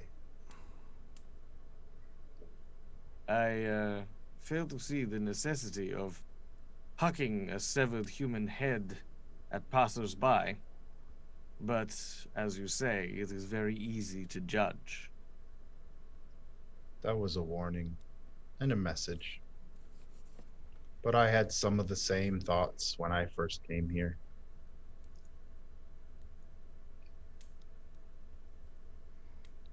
And that's all I say. Mm-hmm. Well, and she actually says, she holds her hand out to Nikos and says, I can take that back if you don't want it.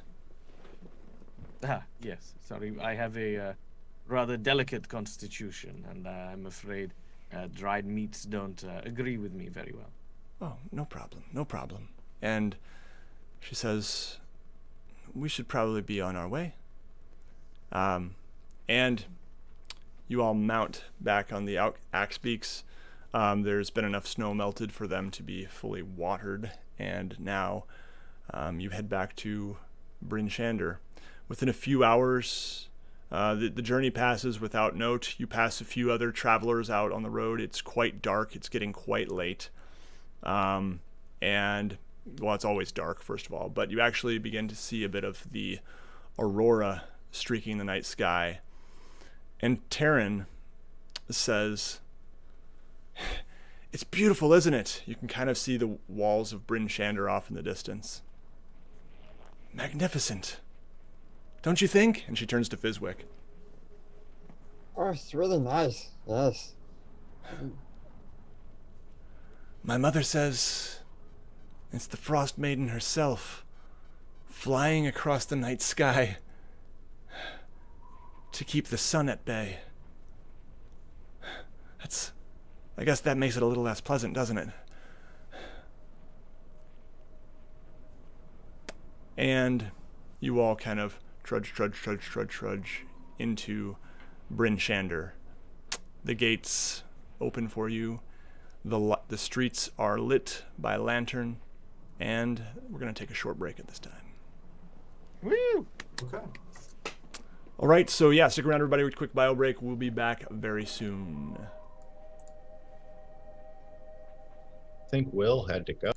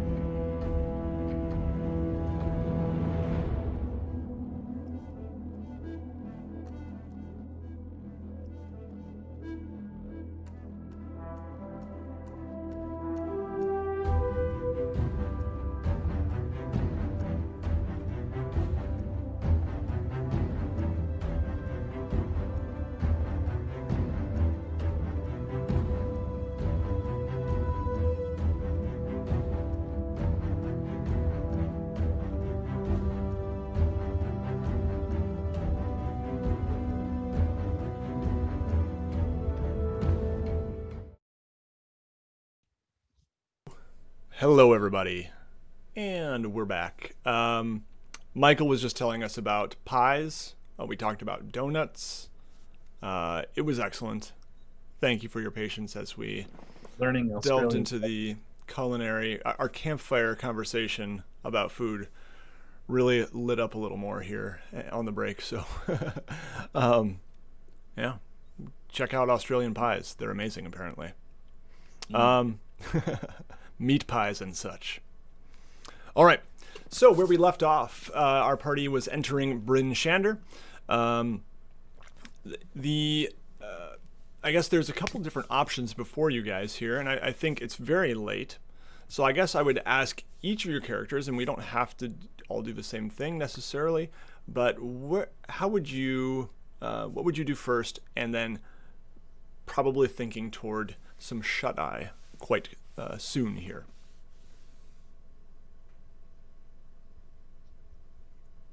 Were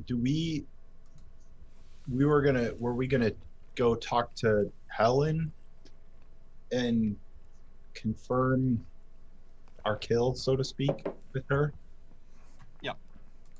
Okay. I feel like we should take care of business. Mm-hmm. Very fair.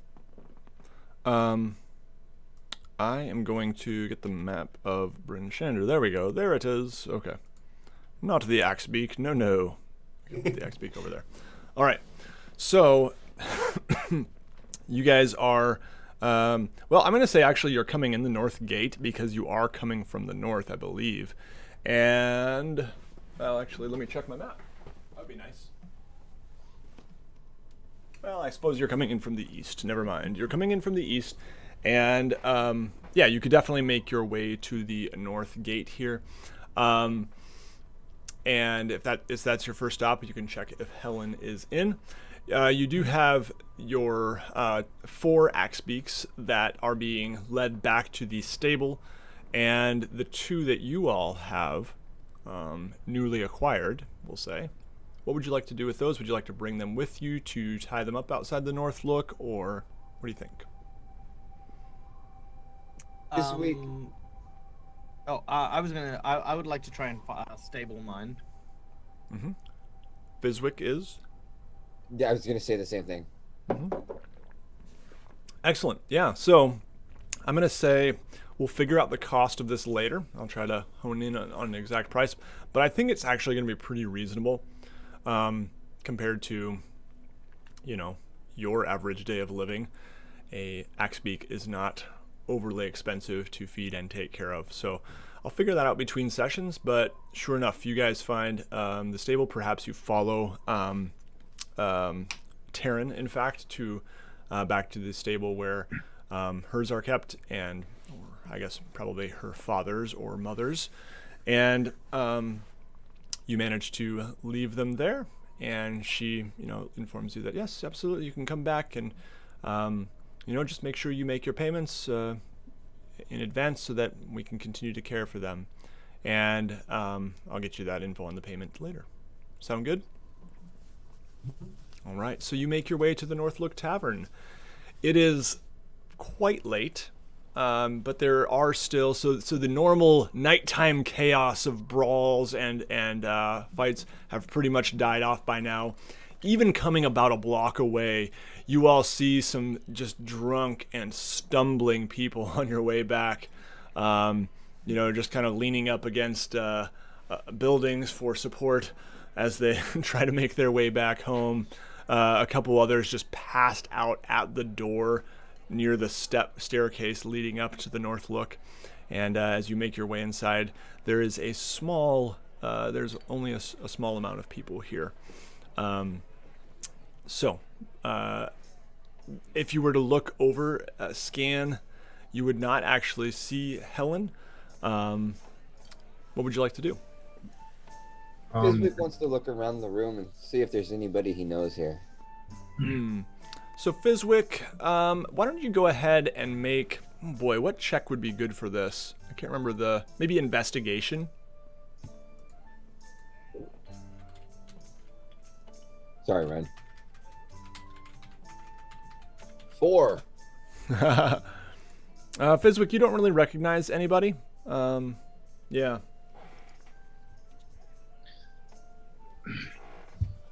No one in particular. Nikos, would you know where Helen might be? I will look around. Is she here? No, that she's not in sight at the moment. Yeah, just a few kind of people huddled over tables. Yep. I'll go over to the bartender and inquire there. Mm-hmm. Yeah, so the bartender meets you there. It's she's a very burly woman, and she kind of gruffly looks at you and says, "Helen, that's right. I've seen you with her before. No, I think she went home for the night. Sure, she'll be back first thing in the morning, though." Thank you. I believe it would be best if we maybe turned in for the evening ourselves. Helen will be here in the morning. Sure, I can't get you anything to drink or eat before then? I'll reach into my pocket and put some coins on the table. I will say, whatever they'll have is on me tonight. Oh. I do a little bow to Nikos. That's very kind. It is the least I can do.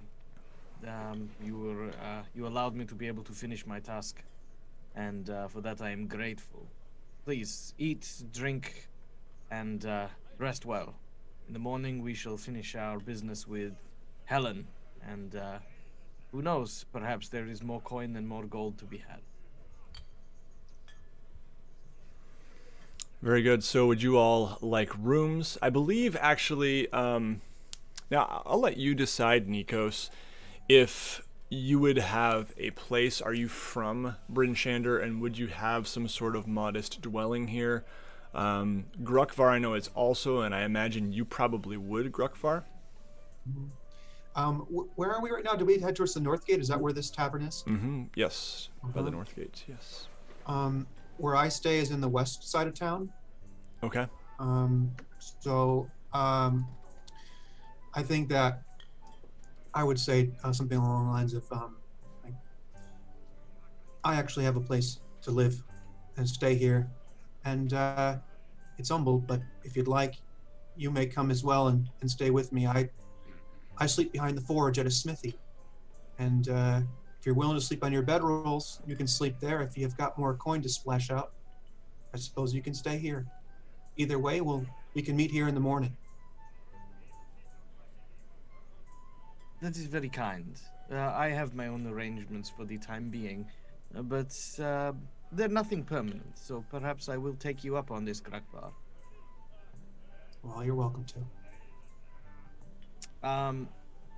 So Nikos will, at this point, leave the tavern for a small... what's kind of the impoverished area of Bryn Shander? That's a good question. Let's see if I have any information on that. I doubt I do. So I'll give you guys. The specific location is irrelevant. I will be looking for kind of like a very low income domicile. Yeah. That'll be kind of where I'm at, or where I'll head. Yeah. So I imagine, maybe it's something like, rooms by the week or something, or perhaps by the month, somewhere between a hotel and an apartment, perhaps. Oh, I've got something a little bit more. Or a little more Go permanent. to the ones that are by the hour. The beds are filthy. Yeah, I'll. Or do you imagine you might have an apartment of some kind, a very modest dwelling? Yeah. Okay. So Nikos will make his way to this really, really small, impoverished domicile. It looks almost like it's dilapidated, abandoned for the most part, with like slatted, boarded up windows and a door that doesn't quite close properly. And Nikos will go in there, and the furnishings and stuff like that are kind of very humble, and as he does so, he'll make his way to it's almost like a pantry, I guess, in the kitchen here, where there's just some kind of various stages of rot and decay on fruits and produce, and tucked away in the corner is a cadaver, and next to that is a small jar with some preserves. He's gonna pop open the small jar of salted meat preserves and take one out, and I'll take a few of them out and just very, very, very hungrily eat them quietly. Is the cadaver perhaps frozen just because of the cold temperatures? Yeah. It's not that. It's not kind of the state that Sefik was in, but it's definitely not fresh. Okay. And that's where I'm staying. Clay and Fizwick, will you be staying at the North Look, or will you take Gruckvar up on his offer? After I'd be happy to take Gruckvar up on his offer. Likewise. You said after a what? After a meal, Okay, yep. since it's been paid for. Sure. I have no other place to stay. Better not waste that coin. So yes, you are served a warm meal, some potatoes, and a bit of meat kind of chopped in as sort of a hash. It's not, nothing to write home about, but it's better than anything you've had in quite a while. Some mugs of ale to wash it down, and Gruckvar, are you waiting for them and joining them in that? Yeah, I'm joining them in the meal. It's Very no good. Stater eggs, but it's still really good. Very good. And then the place seems to clear out for the most part, and the bartender calls out, "Kitchen's closing," and now you all could head back to Gruckvar's dwelling if you would like to. Mm-hmm. Okay, so you make your way there. The streets are quite empty at this time, and you all see a shrine up ahead. It's sort of a small chapel-like structure. It's got a courtyard out front with some pillars and symbols on these pillars. Seem to be hammers, anvils, swords, and things of that nature. And walking in the nice stone steps to this very small stone structure, Gruckvar leads you in, and there's just a candle lit inside, nothing more. And then Gruckvar leads you to the left as you enter, and there you see the smithy, the forge. There's still a bit of coals and lit in there, aglow, and there's just a little sort of shack back behind the smithy. Gruckvar, you enter your small little structure here, small room of sorts. A small straw bed in one corner. Can I interject here? Yeah, absolutely. As we get closer to this structure, I think that Fizwick and Clay would notice that. I mean, they wouldn't describe it this way, but maybe in our world we'd understand it like this: that like I'm moving a little bit like a high school student who's like coming in after their curfew. Like I'm very quiet, and I turn to them and I say, "Keep the noise down. Move quietly now." And maybe we should I'll do a stealth check. Yeah, and why don't everyone do a stealth check for me? That's great.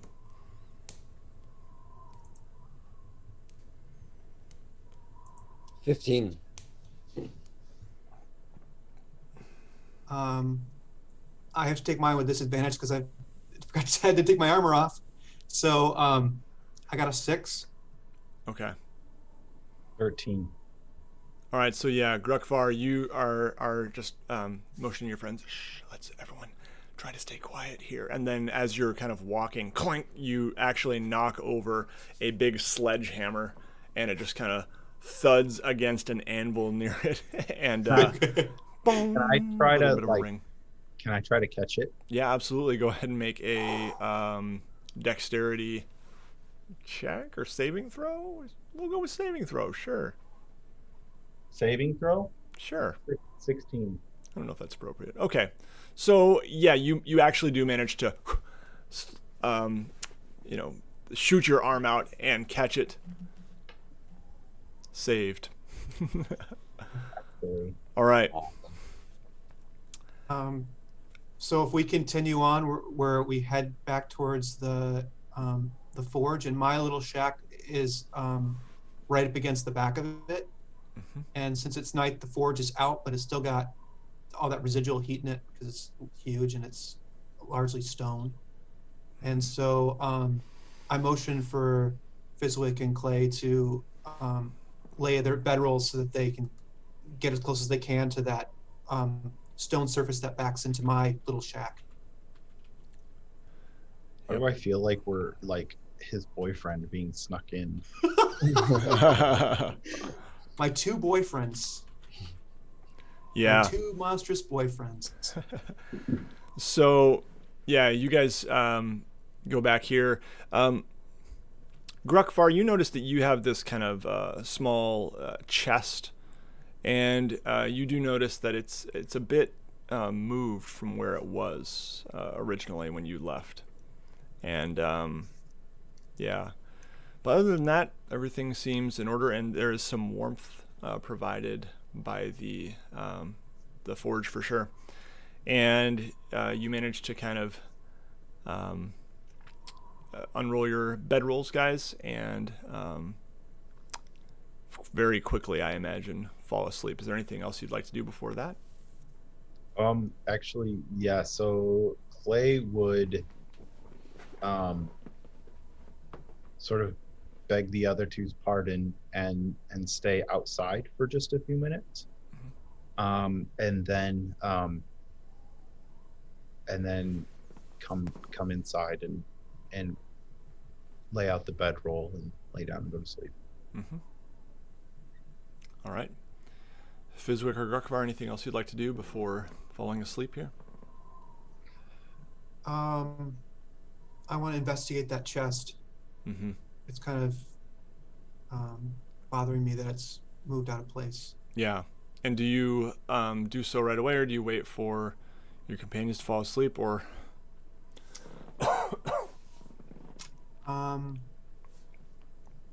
I think I'll wait till they fall asleep. Okay. Yep. Yeah, so you kind of tiptoe over the bedrolls. I won't make you make a check again. So you know how that will go. Yeah. I think ostensibly at this point, the armor is off and I'm a little bit more quiet. So yeah, you make your way over to this small wooden chest with a metal clasp. Do you have a key on you for this chest, or would you have hidden the key somewhere?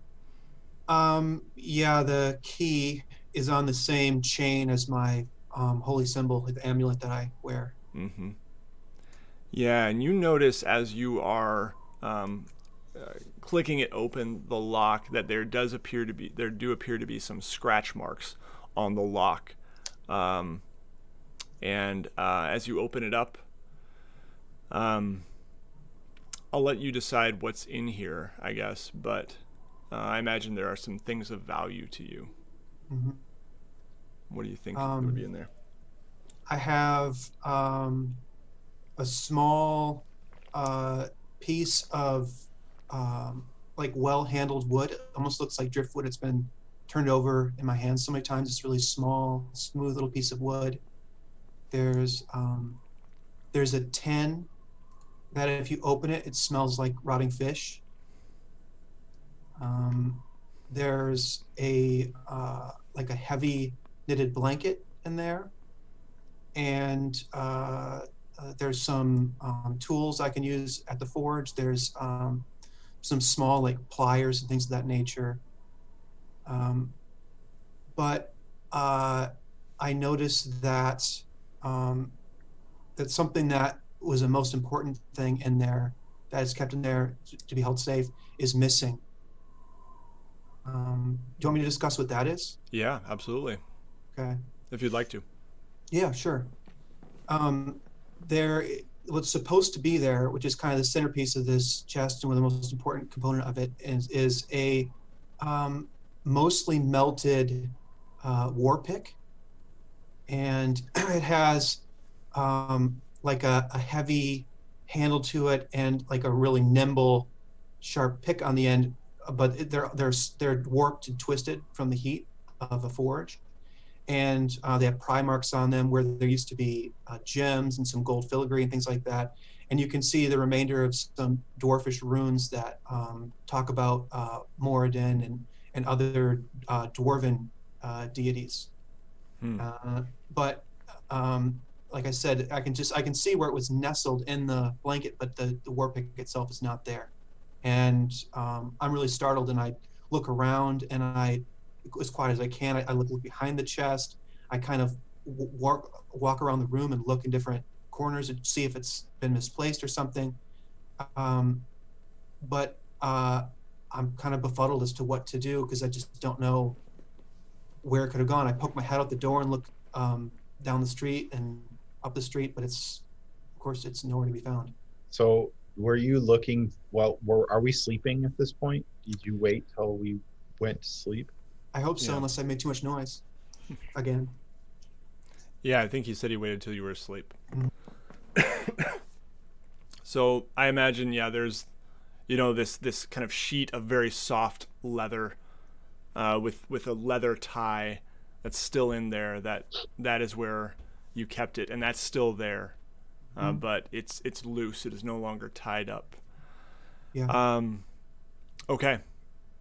So the night passes. Anything else you'd like to do there, Alex? Or I don't think I can sleep, but I just sort of sit down on my bedroll and kind of think to myself, did I put it somewhere? What can I do? Mm-hmm. Who can I talk to about this? Yep. So a fitful night's sleep for Grukvar, but yes, you three pass the night fairly warm. Nikos probably a little less so, shivering in his quarters on the other side of town, and but you awaken the next morning, probably a bit later than normal, road weary, battle weary, and Nikos, I'm going to let you maybe narrate what your character would do, and then we'll head back to the shrine here. So Nikos wakes up, as described, in quite a cold place. He's been using his just again that little tiny sparks of flames to try and keep himself warm. He doesn't really want to start a fire or create smoke in the chimney that's in this house. First thing he does as he wakes up is he goes to the pantry yet again. The cadaver still sitting there lifeless, frozen against the wall. He goes to the small jar of preserves and twists it open and scrounges around through what is now mostly just salt, for just tiny little fragments of meat, or at least what looks like meat. He sort of sighs and this is not good. He looks at the cadaver and then closes the lid. He grabs his coat and puts it on, buttoning it up tightly, opens the door and makes sure that no one's in the street before he leaves. It'll be very, very early when Nikos wakes up, like literally, what would effectively be the crack of dawn. As he heads out, he'll sort of make his way. I'd like to look around town, and what I'd like to do is just take note of anyone who, I guess, anyone who might be also up equally early, like the beggars and the tramps and stuff like that, that might be in the area as well, who kind of might be situated around. Yeah, you definitely see several people. You see someone who is, just seems to be asleep with a fur wrapped around them, kind of nestled in a little alleyway. You also do see some people walking very in a very rushed manner with some what appear to be some hot beverages, some perhaps some sort of tea or something like that. And there are two of them, and then there are several other people just kind of standing around. Look like they might be, yes, either homeless or just falling on hard times and not sleeping well. I'll go over to the group of homeless people, the ones shivering from the cold. And what I'm going to do is I'm going to grab some of the ends of my ropes, like the edges of my robes, and sort of tear them off, and sort of place them into like a nearby drum or barrel or something like that, and then sort of ignite the remnants and sort of start a fire going. Maybe see if I can find some bits of like debris and wood. Just get that going between them. I'll sort of make sure that it's nearby but not too close to especially the one lying and sleeping in the street, as I'll get that going.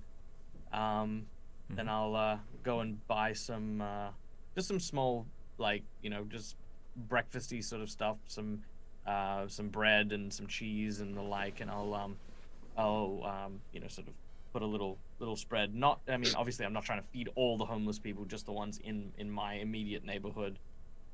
Just something small for them to share, and I'll leave it by their side. I'll leave it by the side of the warm barrel as I head back into the center of town. Okay. Yeah, very nice. Yeah, they seem very grateful, and especially the warmth, like moths to the flames, so to speak. They're just immediately drawn to that warmth. And it's fleeting, perhaps. It doesn't last real long. There's not much to burn, but they're grateful for every minute of a little bit of that. All right, very good. The three of you, I'm not sure how early you wake up, but I imagine you perhaps might be awoken by the sound of a hammer hitting an anvil. Ringing out. Can I, first of all, does that count as a long rest, what we just did? Yes, it does. Okay, so can I roll my hit die or something? Because I got some damage I'd like to repair on my person. Yes, absolutely. So you're all back up to full, and Gruckvar, in your case, I'll let you decide whether that was enough for a long rest for you, I guess. Okay. I imagine maybe you took a while to get to sleep, but eventually did. So yeah, you can all regain your hit points and all your abilities from that long rest. I'd also like to still get up early enough that I can use one of my domain traits, which is Blessings of the Forge, where at the end of a long rest you can imbue magic into a weapon or armor by touching a non-magical version until your next until your next long rest or you die. The object grants a +1 bonus to either AC or attack and damage rolls. Awesome. You can't use this feature again until you finish long rest. So yeah, Warhammer's magic. Sounds great. So the anvil is ringing out, and you all would see at the forge a large, dark-haired dwarf, kind of working on something, bing, bing, and squelching it and putting it back, seeming to be working on some kind of axe blade or something. And what would you guys like to do? Would you like to head out there and greet this individual? I would assume that we tried to leave as quietly as we arrived. Grokvar, what do you think? I say, I think it's best the two of you head out the back quietly, and I'll meet you out front. But I have some matters I need to settle in here first. We really are smuggled in lovers. You have to get up and have breakfast with your family, and you sneak us out the window. He just leaves a couple pieces for the axe beak. Go on. I imagine you'd be welcome here, but this morning I have other things on my mind I need to settle first. Your business is your own. So Clay, I guess, would just get up and, pull his whatever's jacket over him, wrap his bedroll up, and just walk towards the tavern. Okay. And Fizwick, do you follow? Yeah. Okay. Very good. So, Grokvar, you step out there and you recognize the man working the forge. He has been tasked with teaching you, actually the dwarf working the forge. His name is Jerem Blueflint, and he is working the forge and just seeming to be busying himself with various tasks. You can tell that nothing he's doing is really that productive at the moment. It's just kind of like, things that are trying to shuffling around, kind of a busybody. And he, are you trying to hide yourself from him or no? No, I raise my hand and I say, "Oi, Jerem, morning to you." Oh, you're back. I thought it was too good to be true. You can't keep me away for long. Listen, this morning of all mornings, I need you to, I hate to say it, I need you to go easy on me. Did you see anyone rooting around these parts yesterday? Particularly in my living quarters. No. No, I didn't. No one came around here. Did you hear any noises that seemed unfamiliar to you? I mean, I wasn't here all day, but but as long as I was here, no. I've lost it, Jerem. I've lost the pick. I've lost the pick I've been working on. The whole point of me being here in the first place. I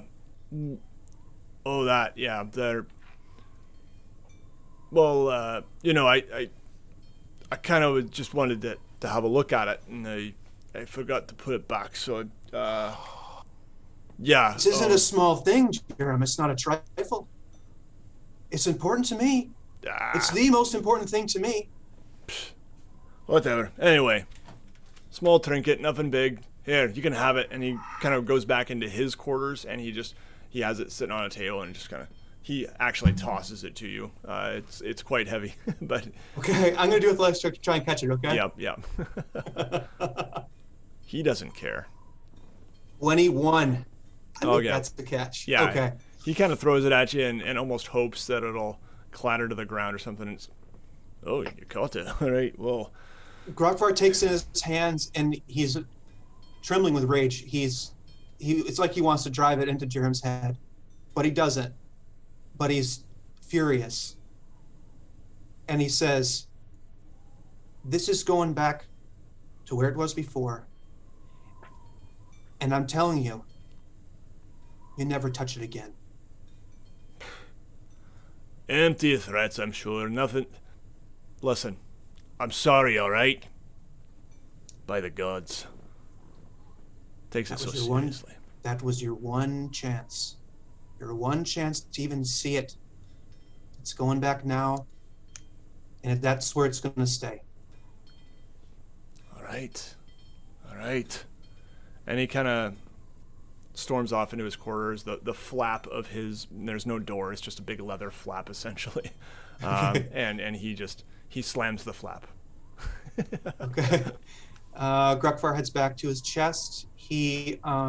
Before he leaves that room, though, he takes some chains that he finds there, and he locks it back up in the chest, and then he chains it to like those manacle linkages, like on the back of the forge, so that it's like it's locked in place, Mm-hmm. at least by power of iron. Yeah, good. So we're gonna go over. I'm gonna keep you there, Gruckvar, for another minute, but I'm gonna go over to Fizwick, Nikos, and Clay. I imagine you all have arrived at the North Look. It's not too far a walk here, while Gruckvar is still finishing up his business and entering. You don't see Helen in there yet, but I would say, would you all probably get some breakfast, or what would you do as you wait for Helen to arrive? Yeah, Clay would buy some breakfast, something small, inexpensive, and then, a mug of whatever ale they have, whatever cheap ale they have. Mm-hmm. Nikos. Nikos will enter, and seeing the others, he will say, "Good morning, friends. I trust that you slept well."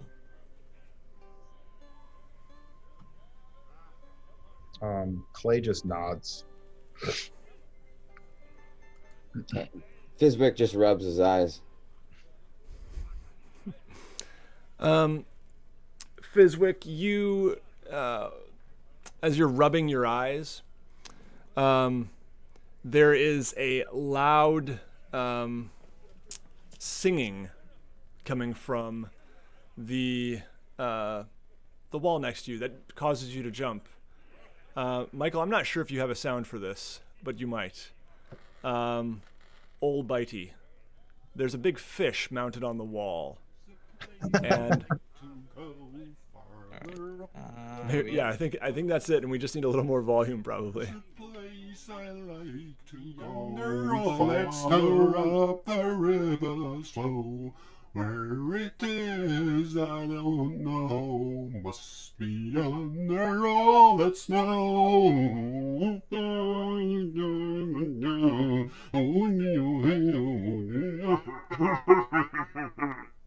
You see a couple of other kind of rough-looking crew, raise their mugs and "Old Bitey!"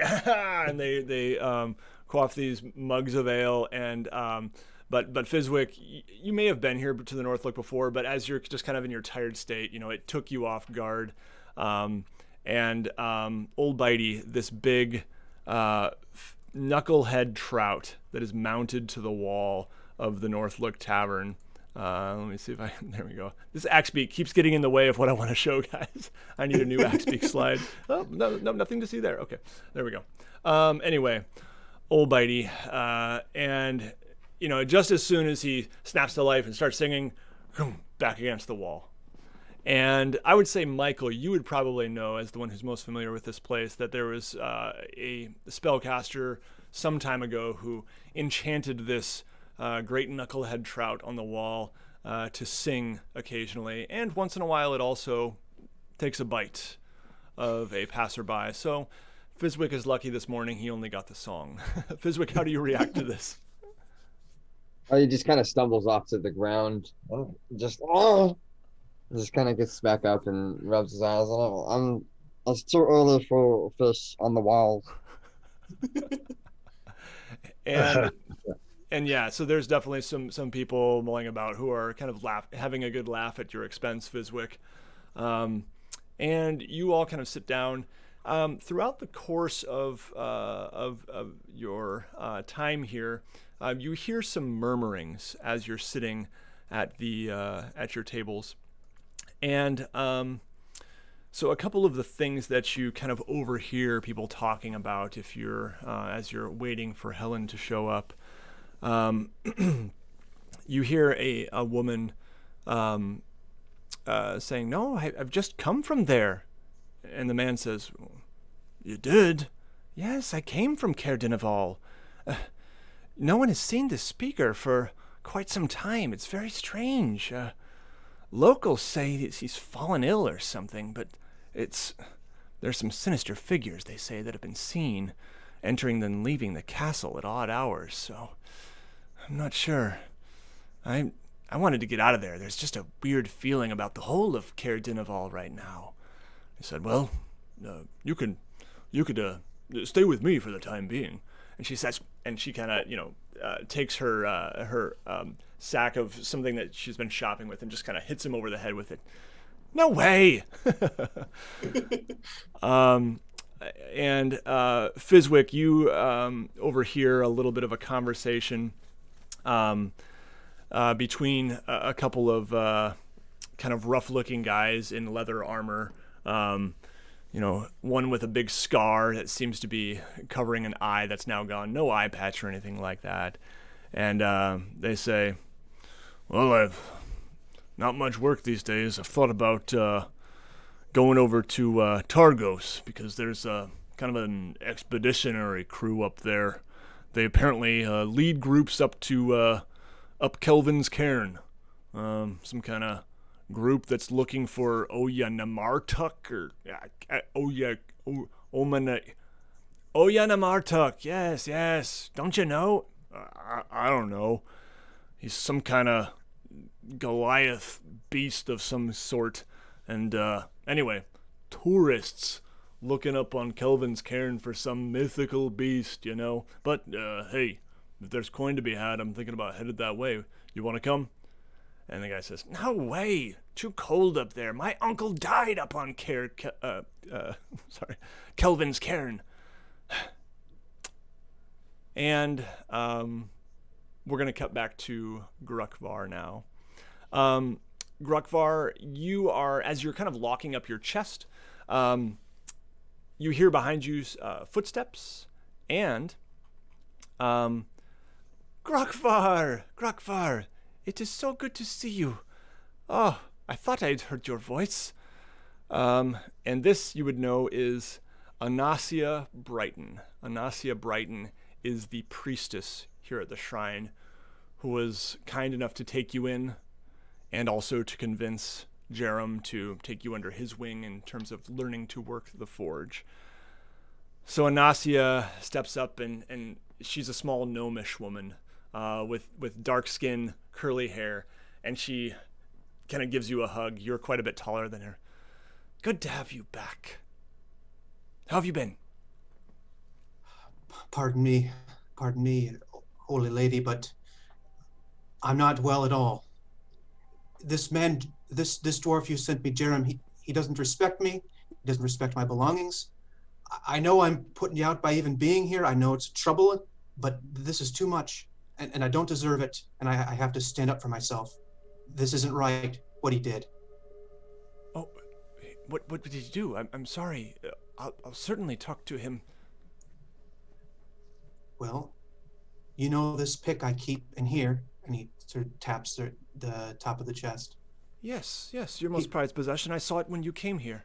He took the liberty of taking out and handle it with his hands, turning it around, looking at it, and taking it with him as if it was his own. He didn't. He did indeed. All right. I will talk to him. I'm sorry. I'm so sorry, Grukvar. I'll keep a better eye out next time you leave. Don't you worry. I don't mean to give you more responsibilities. I just wish he would listen. I wish anything I did could garner some respect in his eyes, but it won't. Don't worry. I'll deal with him. You've earned my respect. That's the thing that matters. And she points up on the wall where there's this emblem. Ula thanks you.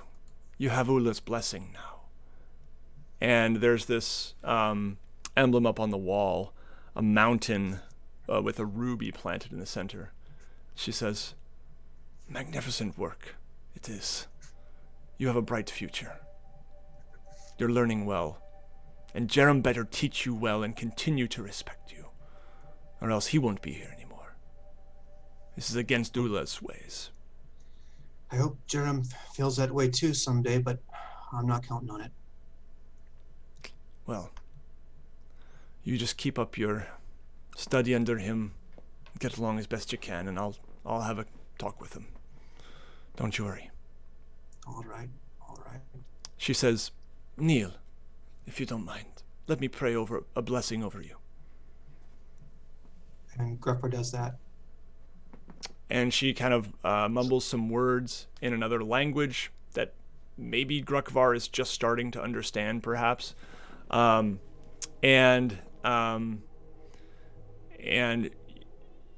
she, basically, you can get the gist of it as, a prayer of thanksgiving upon a safe return, and also safe travels from here on out, as well as the beauty of the mountain shine down on you. And she says, "Will you be staying for a while?"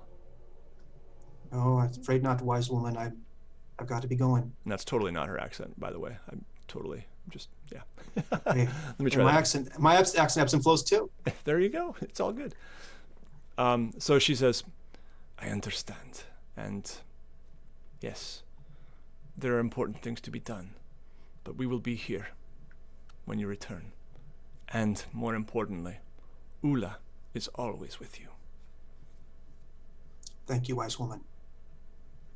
I take those words to heart. And you see Anasia smile, and she kind of turns away. She sweeps her long green cloak, and you can see these kind of sequins in it. It's beautiful. It's kind of red ruby-looking sequins. And she heads back into the shrine part of the compound here. Anything else you'd like to do here, Grukvar, before you depart? Just give the chest one last look over and then head out the door. Okay. And actually, she catches you on your way out, and she says, "Oh, one more thing. We're almost out of iron. The shipment was supposed to be delivered 3 days ago, and it hasn't come. We're almost out. This is how we support ourselves. Grukvar, if you hear anything, please let me know. And if you happen to come across any iron from anyone, we'll take anything. We must sustain ourselves. This is the way we do it. So, I'm sorry to place another burden on you. I can tell you have a lot on your mind. But do what you can, please. Keep your ears open." That'll do. All right. I'll keep my eyes out. And she turns away again, and she heads off, and you head off to the Northlook Tavern. All right. Now, you join your companions here, and just as you are walking in, Grukvar, Helen also comes down the stairs from the upstairs, and she's kind of, stretching, and she's definitely got a limp.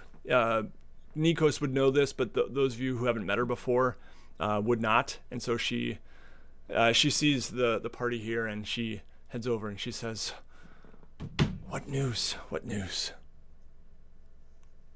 Nikos will reach into his pocket and pull out the lock of hair and put it on the table.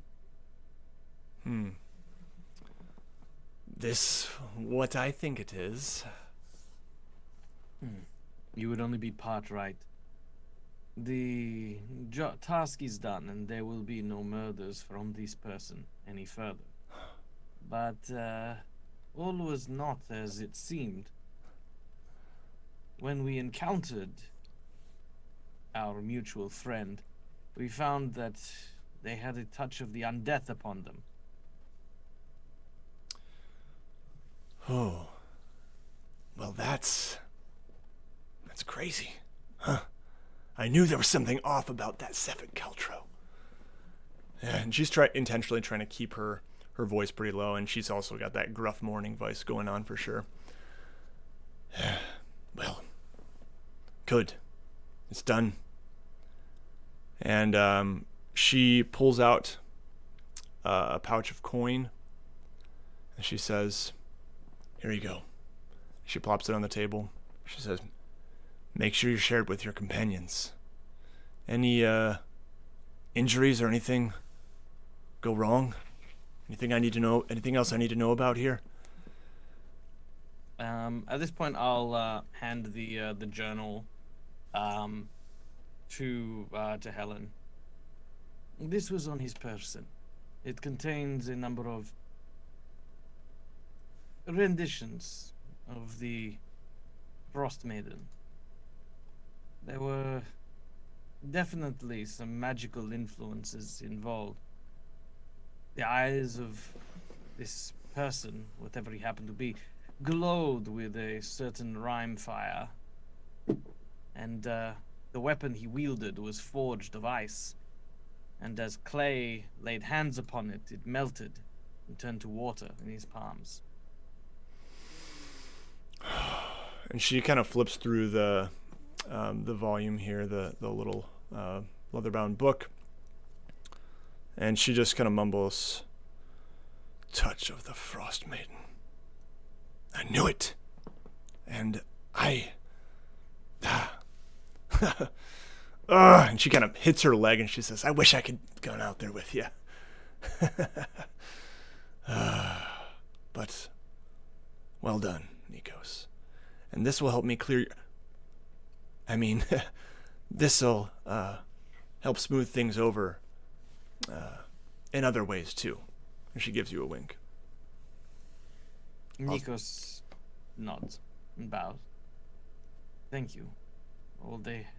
Any help you could provide is, of course, much appreciated by myself and my companions. If you have any other tasks that will pay, he sort of swoops up the coin purse, lucratively, we would, of course, be more than willing to lend an ear and maybe a sword. Well, there was one job caught my ear. Apparently some dwarves ambushed, they say by I don't know, some kind of monster. And lost their sled. And I think they're somewhere by the southern gate, maybe staying out there somewhere. Some kind of shipment lost. So anyway, that caught my ear. You can Are go we look overhearing all of this? Yeah, I assume you're all huddled around the table. Yep. Unless you think you would be elsewhere. No, I don't think so. I didn't know if Nikos would have gone off separately to talk to Helen, or if No, she not at all. Okay. Thank you, Helen. We know how to find each other, so until our paths cross again. And he'll take her hand and once again sort of kiss the back of her hand. You devil. Well, Master Fizwick, tell me, have you by chance ever tracked monsters before? We'll track monsters, track various creeps. What do you think? You think we should look into this rather nasty-looking creature, whatever it happens to be? Fizwick said he tracks him. He's not very good at it, though. Well, I may be if that is the case, then avoiding monsters should be a piece of cake then. Fizwick's more your guy for animals. He's not so much a monster go-to guy. He's just, if it's furry, I got your back. Though last I recall, you were quite effective at drawing the attention of a large lizard in the lake. This is true. And what say you, Clay? Grakvar? Shall we look into this monster? This is what I do here. Well then, There's going to be Grakvar? bad. I'm game. I'm in as well. I feel the same way about the coin. Excellent. Well, if we are, of course, to go up against a monster, then we will, of course, need to be prepared. And I will divvy up the coin from the job among everyone evenly. Very good. So Helen says, well, as much as I'd like to stay in here all the, well, anyway, I'm too old for this crap. No, please, you stay here. We will move. You have one leg. It's fine. There's plenty of tables. Well, I've got 2 legs. You don't have to be a dick about it. And And she kind of picks it up, and it thuds like it's not much movement left in it, but it's a loud thud. I more meant it is already 8 a.m. I presumed you were drunk.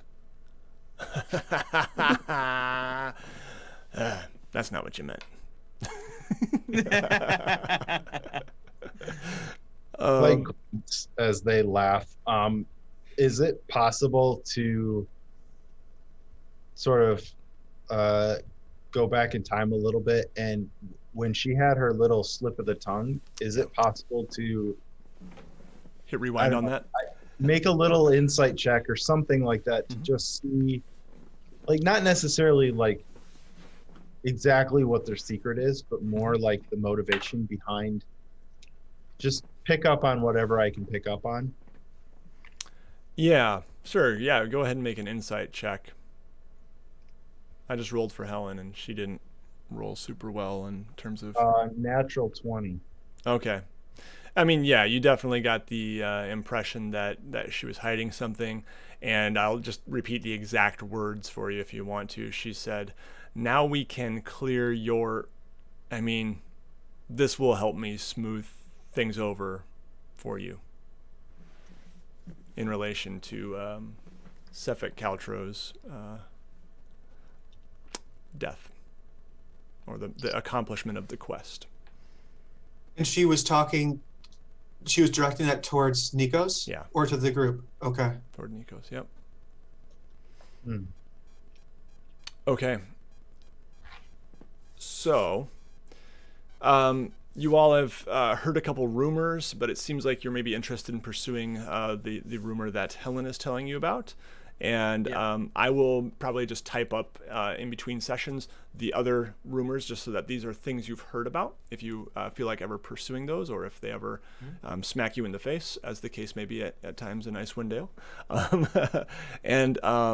But for now, it sounds like perhaps we have some options here. You could head straight to the southern gate and look for these dwarves that had been ambushed, or you could do a little bit of other about town stuff. How are we feeling? How much coin did we get? So 25 gold pieces each in this pouch. You also, I believe, how much did Sefik have? Was it 5 gold pieces or 10?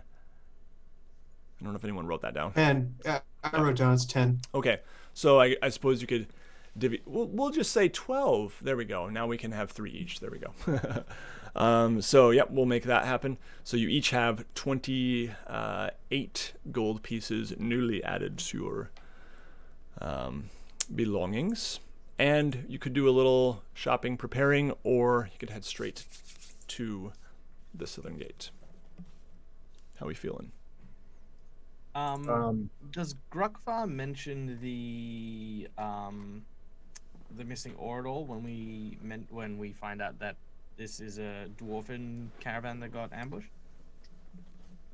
I'm going to wait till we actually meet with the dwarves and talk with them before I address that with the group. Sure.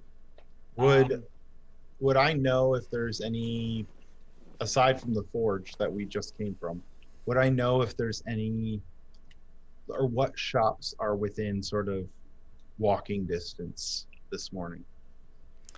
Yeah, I mean, pretty much Bryn Shander is the largest of the 10 towns. It's got a population of 1,200, so it's not some crazy, water deep or anything like that, or Luskin, but it's a, you can find most things you're looking for here in terms of common goods and things you would want to shop for.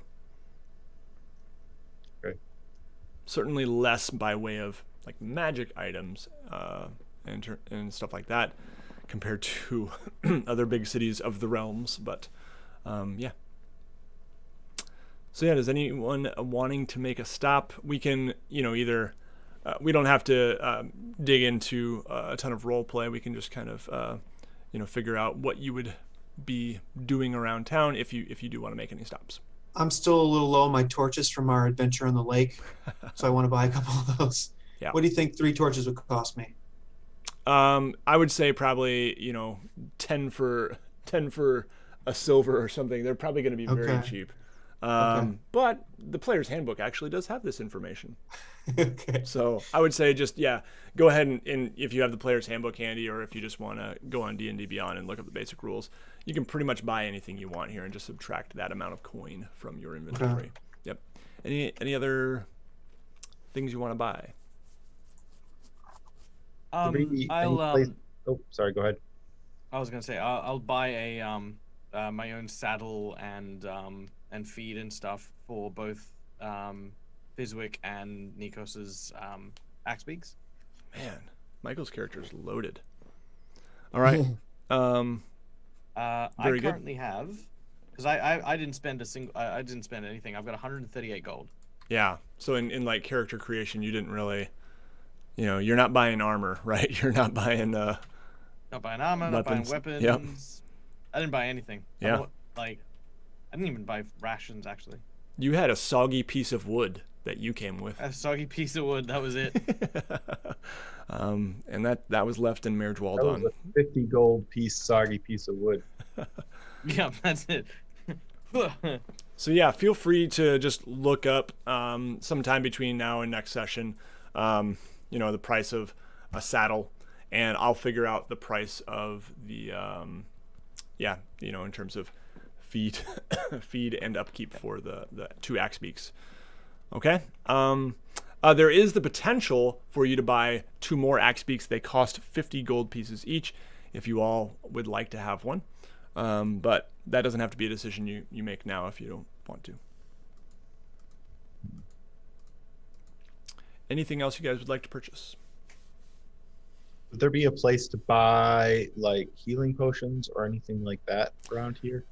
I think healing potions would not be out of the realm of possibility for sure. So yes, if you would like to buy a couple of healing potions, you find a small apothecary shop, and perhaps a little, adjacent there to a magic shop.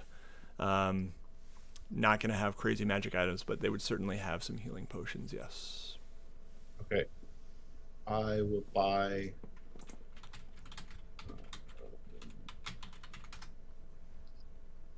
I'm trying to find the cost of them. Yeah, so a standard healing potion is going to be 50 gold pieces. Oh. A So great- like a lesser. Unfortunately, there is not. Okay, never mind. Okay. Hey, Clay. Yeah, I'll do my best to heal you, buddy. sounds good. That's come from Grukvar and from me. That's the same, and that's the same for everybody in my party. My We mom's, really my are your mom's just too. All right, back to the game. All right. Pause for sentiment. Yeah. All right, so do you guys want to head to the southern gate? Anything Yes, else you'd please. like to buy? Okay. Mhm. Very good. So you kind of are milling around the southern gate. There's a couple of guards standing there, and if you were to ask them, they would say, "Oh yeah. They're staying 2 streets over, and 1 street in. There's a little kind of mini hospital of sorts over there. Doctor taking care of them. You'll find them over there." And assuming you guys head to where they are directing you, there is a kind of a ramshackle looking hostel of sorts. And walking in, there are several bunk beds, and you do see some dwarves, one with a bandage wrapped around the head covering one eye, and they're looking to be in pretty rough shape. There are a number of other people milling about too, various states of injury, and there's a couple people who appear to be doctors wearing kind of these leather aprons that are milling about, tending to the folk in here. Or why don't you do your best to see what's going on here. Who are you addressing that to? You. Grokvar. Okay. Before going over to that group, used thaumaturgy to change the appearance of my eyes, try and obscure my Duergar selfhood, because I don't know who I'm going to be talking to. I don't know what their views are or anything, and try to kind of affect same nature, step, manners them. Mm-hmm. And I say, good morning, friends. How's the day been treating you? Not so good.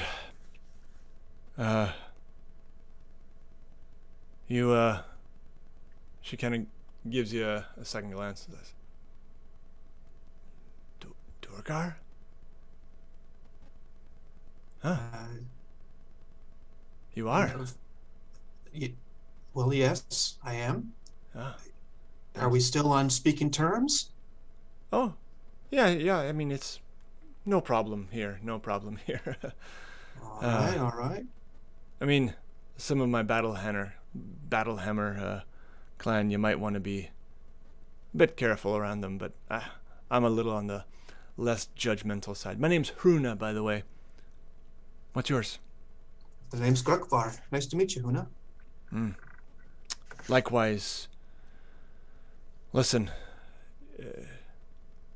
could use some help. You interested? Well, it depends on what you need, but the group I'm with, and he gestures back towards the other three, we can do a lot of good if you give us a chance. What can we do you for? And she looks back at the rest of you and, wow. Well, they look capable. I'll say that. Yes, well, anyway, as she points to a couple other dwarves here, Korix, Storn, we're the survivors of a group of dwarves tasked with delivering a sled of iron ingots to Bryn Shander. You don't say. A yeti surprised us and killed a member of our group. The rest of us fled as the yeti tore Ubok limb from limb. Now, we need someone to go back and get the sled for us. We're in no shape to do it ourselves. It was just yesterday. Should still be out there somewhere. We were traveling on a, less traveled part, not on the road or anything, so it's probably still where we left it, unless the Yeti tore that apart too. As payment, we could offer you each a gemstone worth 50 gold pieces. Not bad. And you'd have the friendship of the dwarves of Icewind Dale, Battlehammer clan. That can be a boon in these harsh times, We're still fairly strong, living in the valley over by Kelvin's cairn. But you'll need snowshoes to make the trip in good time. Again, this is off the road. What say you? Well, I must confer with my colleagues over here before I make a definite yes or no. But 2 questions spring to mind to me. First one is, what's a Yeti want from iron ingots? Any notion that you might have of why it was so ferocious? He didn't seem too interested in the sled, to be honest, but just probably trespassing on its territory. The mind of a beast, territorial, I imagine. I see. I've And she kind assumed a of, bit too much, yes. yeah, she shivers as you're saying this. Just kind of, as she turns, you see, in addition to the kind of eye covering, it looks like her ear, it's really flat. Looks like there's possibly no ear there. There's a bandage around that. The bandages are bloody. Ooh. Well, that's simple said, but my second question is, could you find your way back to the location? Be a lot easier if I could just point it on a map to you. I'm not going back out there in this state. I understand. I guess I did asking quite a bit. Now let me go ask my friends over here and see if they agree that this is something, a mission worth taking on. Sounds good. So then I head over to Nikos and Fizwick and Clay, and I say, how would you both like a gemstone? Fizwick likes gemstone. Aye. The pay for this one would be good. And I Well- must... What do you say, Clay? I'm all for pay, but what are we being asked to do? Well, do you see the damage on these people? You see some of the injuries they took. They tell me it was a Yeti. You ever come across one of these before in the wild? Small one. They're nothing to be taken lightly. Well, I think this one's a bit larger than small. Fizwick, Nikos, how do you feel about this? I say we go after the Yeti. Get the gemstone. Fill our pockets. Yes, although strange still why this Yeti seems to be attacking travelers. If a Yeti had its territory here, surely it would have attacked others. We will do this task, but I think perhaps we need to be well prepared. Maybe get some bait and some scent blockers to help at least mitigate some of the advantage it would have when we walk into its home territory.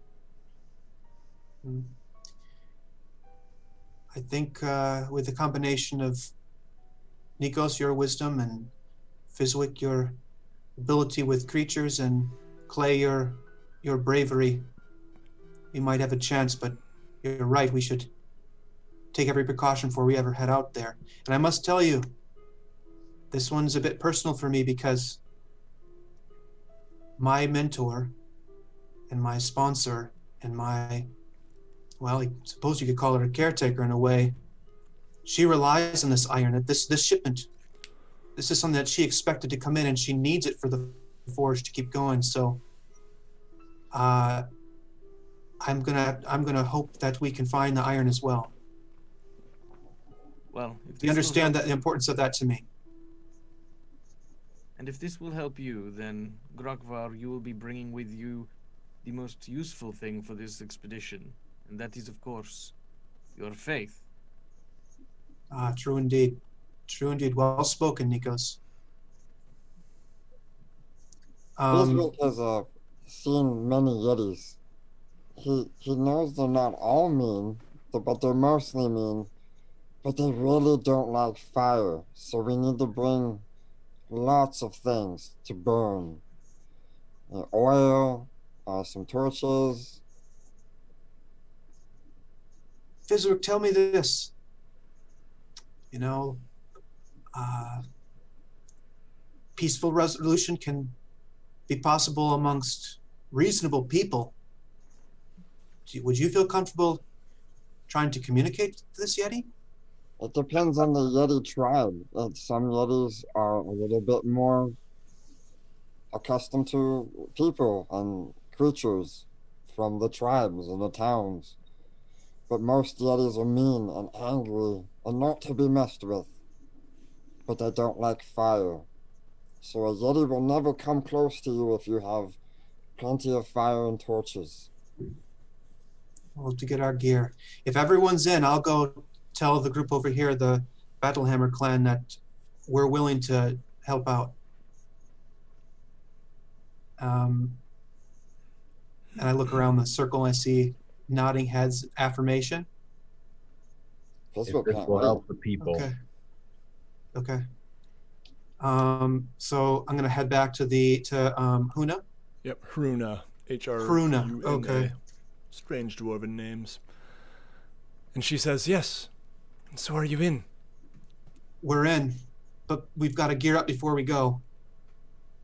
And Great. when we're ready, if I come back here, you'll point to us on the map where we should go and pass along any other helpful information? I'll tell you right now. And she pulls out a little scrap of paper, and she kind of draws the city of Bryn Shander. She draws a couple of the surrounding towns, Kelvin's Cairn, a couple of the lakes, just a rough map of some of the 10 towns anyway. And she kind of puts a little X where the site occurred and says, "Here, that's all you need to know. But that sled, those ingots, it's worth a lot. So please, we'll reward you well, but don't take any of the ingots for yourselves. We've got people waiting on them here in town."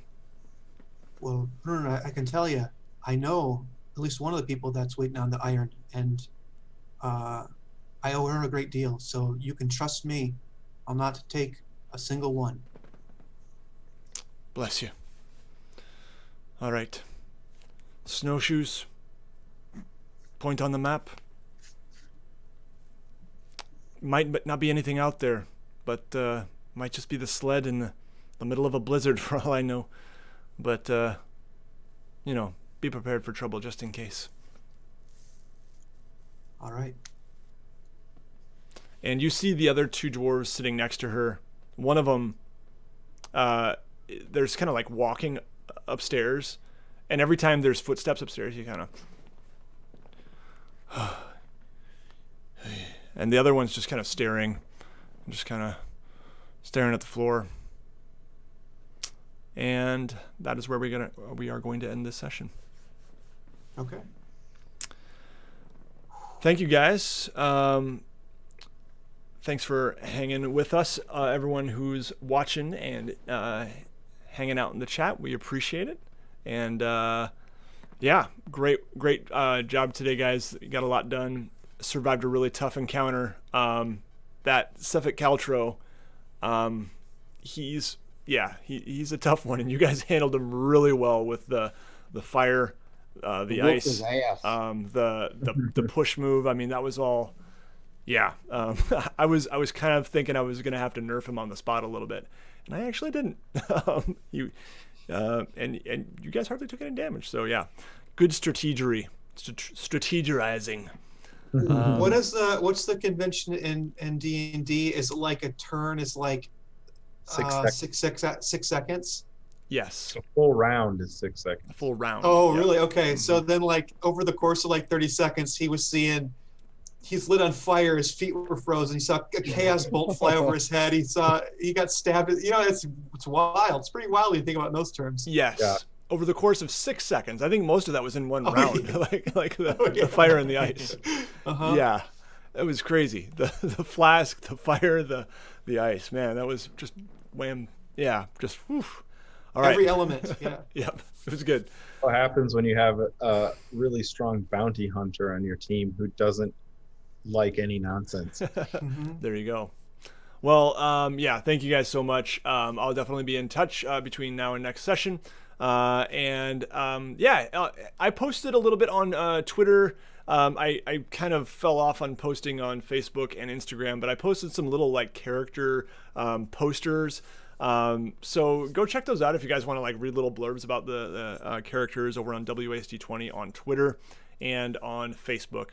And you can just, get to know a little bit more of the characters. I'm also working on for next session. I'm going to have some little like trivia going across the screen on our break time and our starting screen. So you can just get little tidbits of facts and stuff if you want to learn more about some of the things we've encountered and some of the things going on in Icewind Dale at this time. And lastly, I'll just give a plug for campaign diaries that I'm doing. So I've done 2 so far, campaign diaries for the first 2 sessions, and I'll be doing one for session 3 later this week, and those are available for patrons at the quest giver level or higher. So if you want to get access to those, as well as the weekly map drawing streams, go over to patreon.com/WASD20 and check it out. Anything else you guys would like to add here? Thanks for watching. Yeah. Yeah, and thanks, Nate, for a freaking awesome game, dude. Yeah. Yeah, I always look forward to it, and you guys never disappoint. Always some really awesome, unexpected stuff that I really enjoy. So that's great. All right. Don't forget to check out, excuse me, Dead Aussie Gamer and Fizwick's Dark Sea Workshop. Man, I was drawing a blank there for a second. Sorry. Down in the video description. And yeah, thanks again, everybody, for joining us. Take care. You'll see us again in 2 weeks' time. Bye. Night.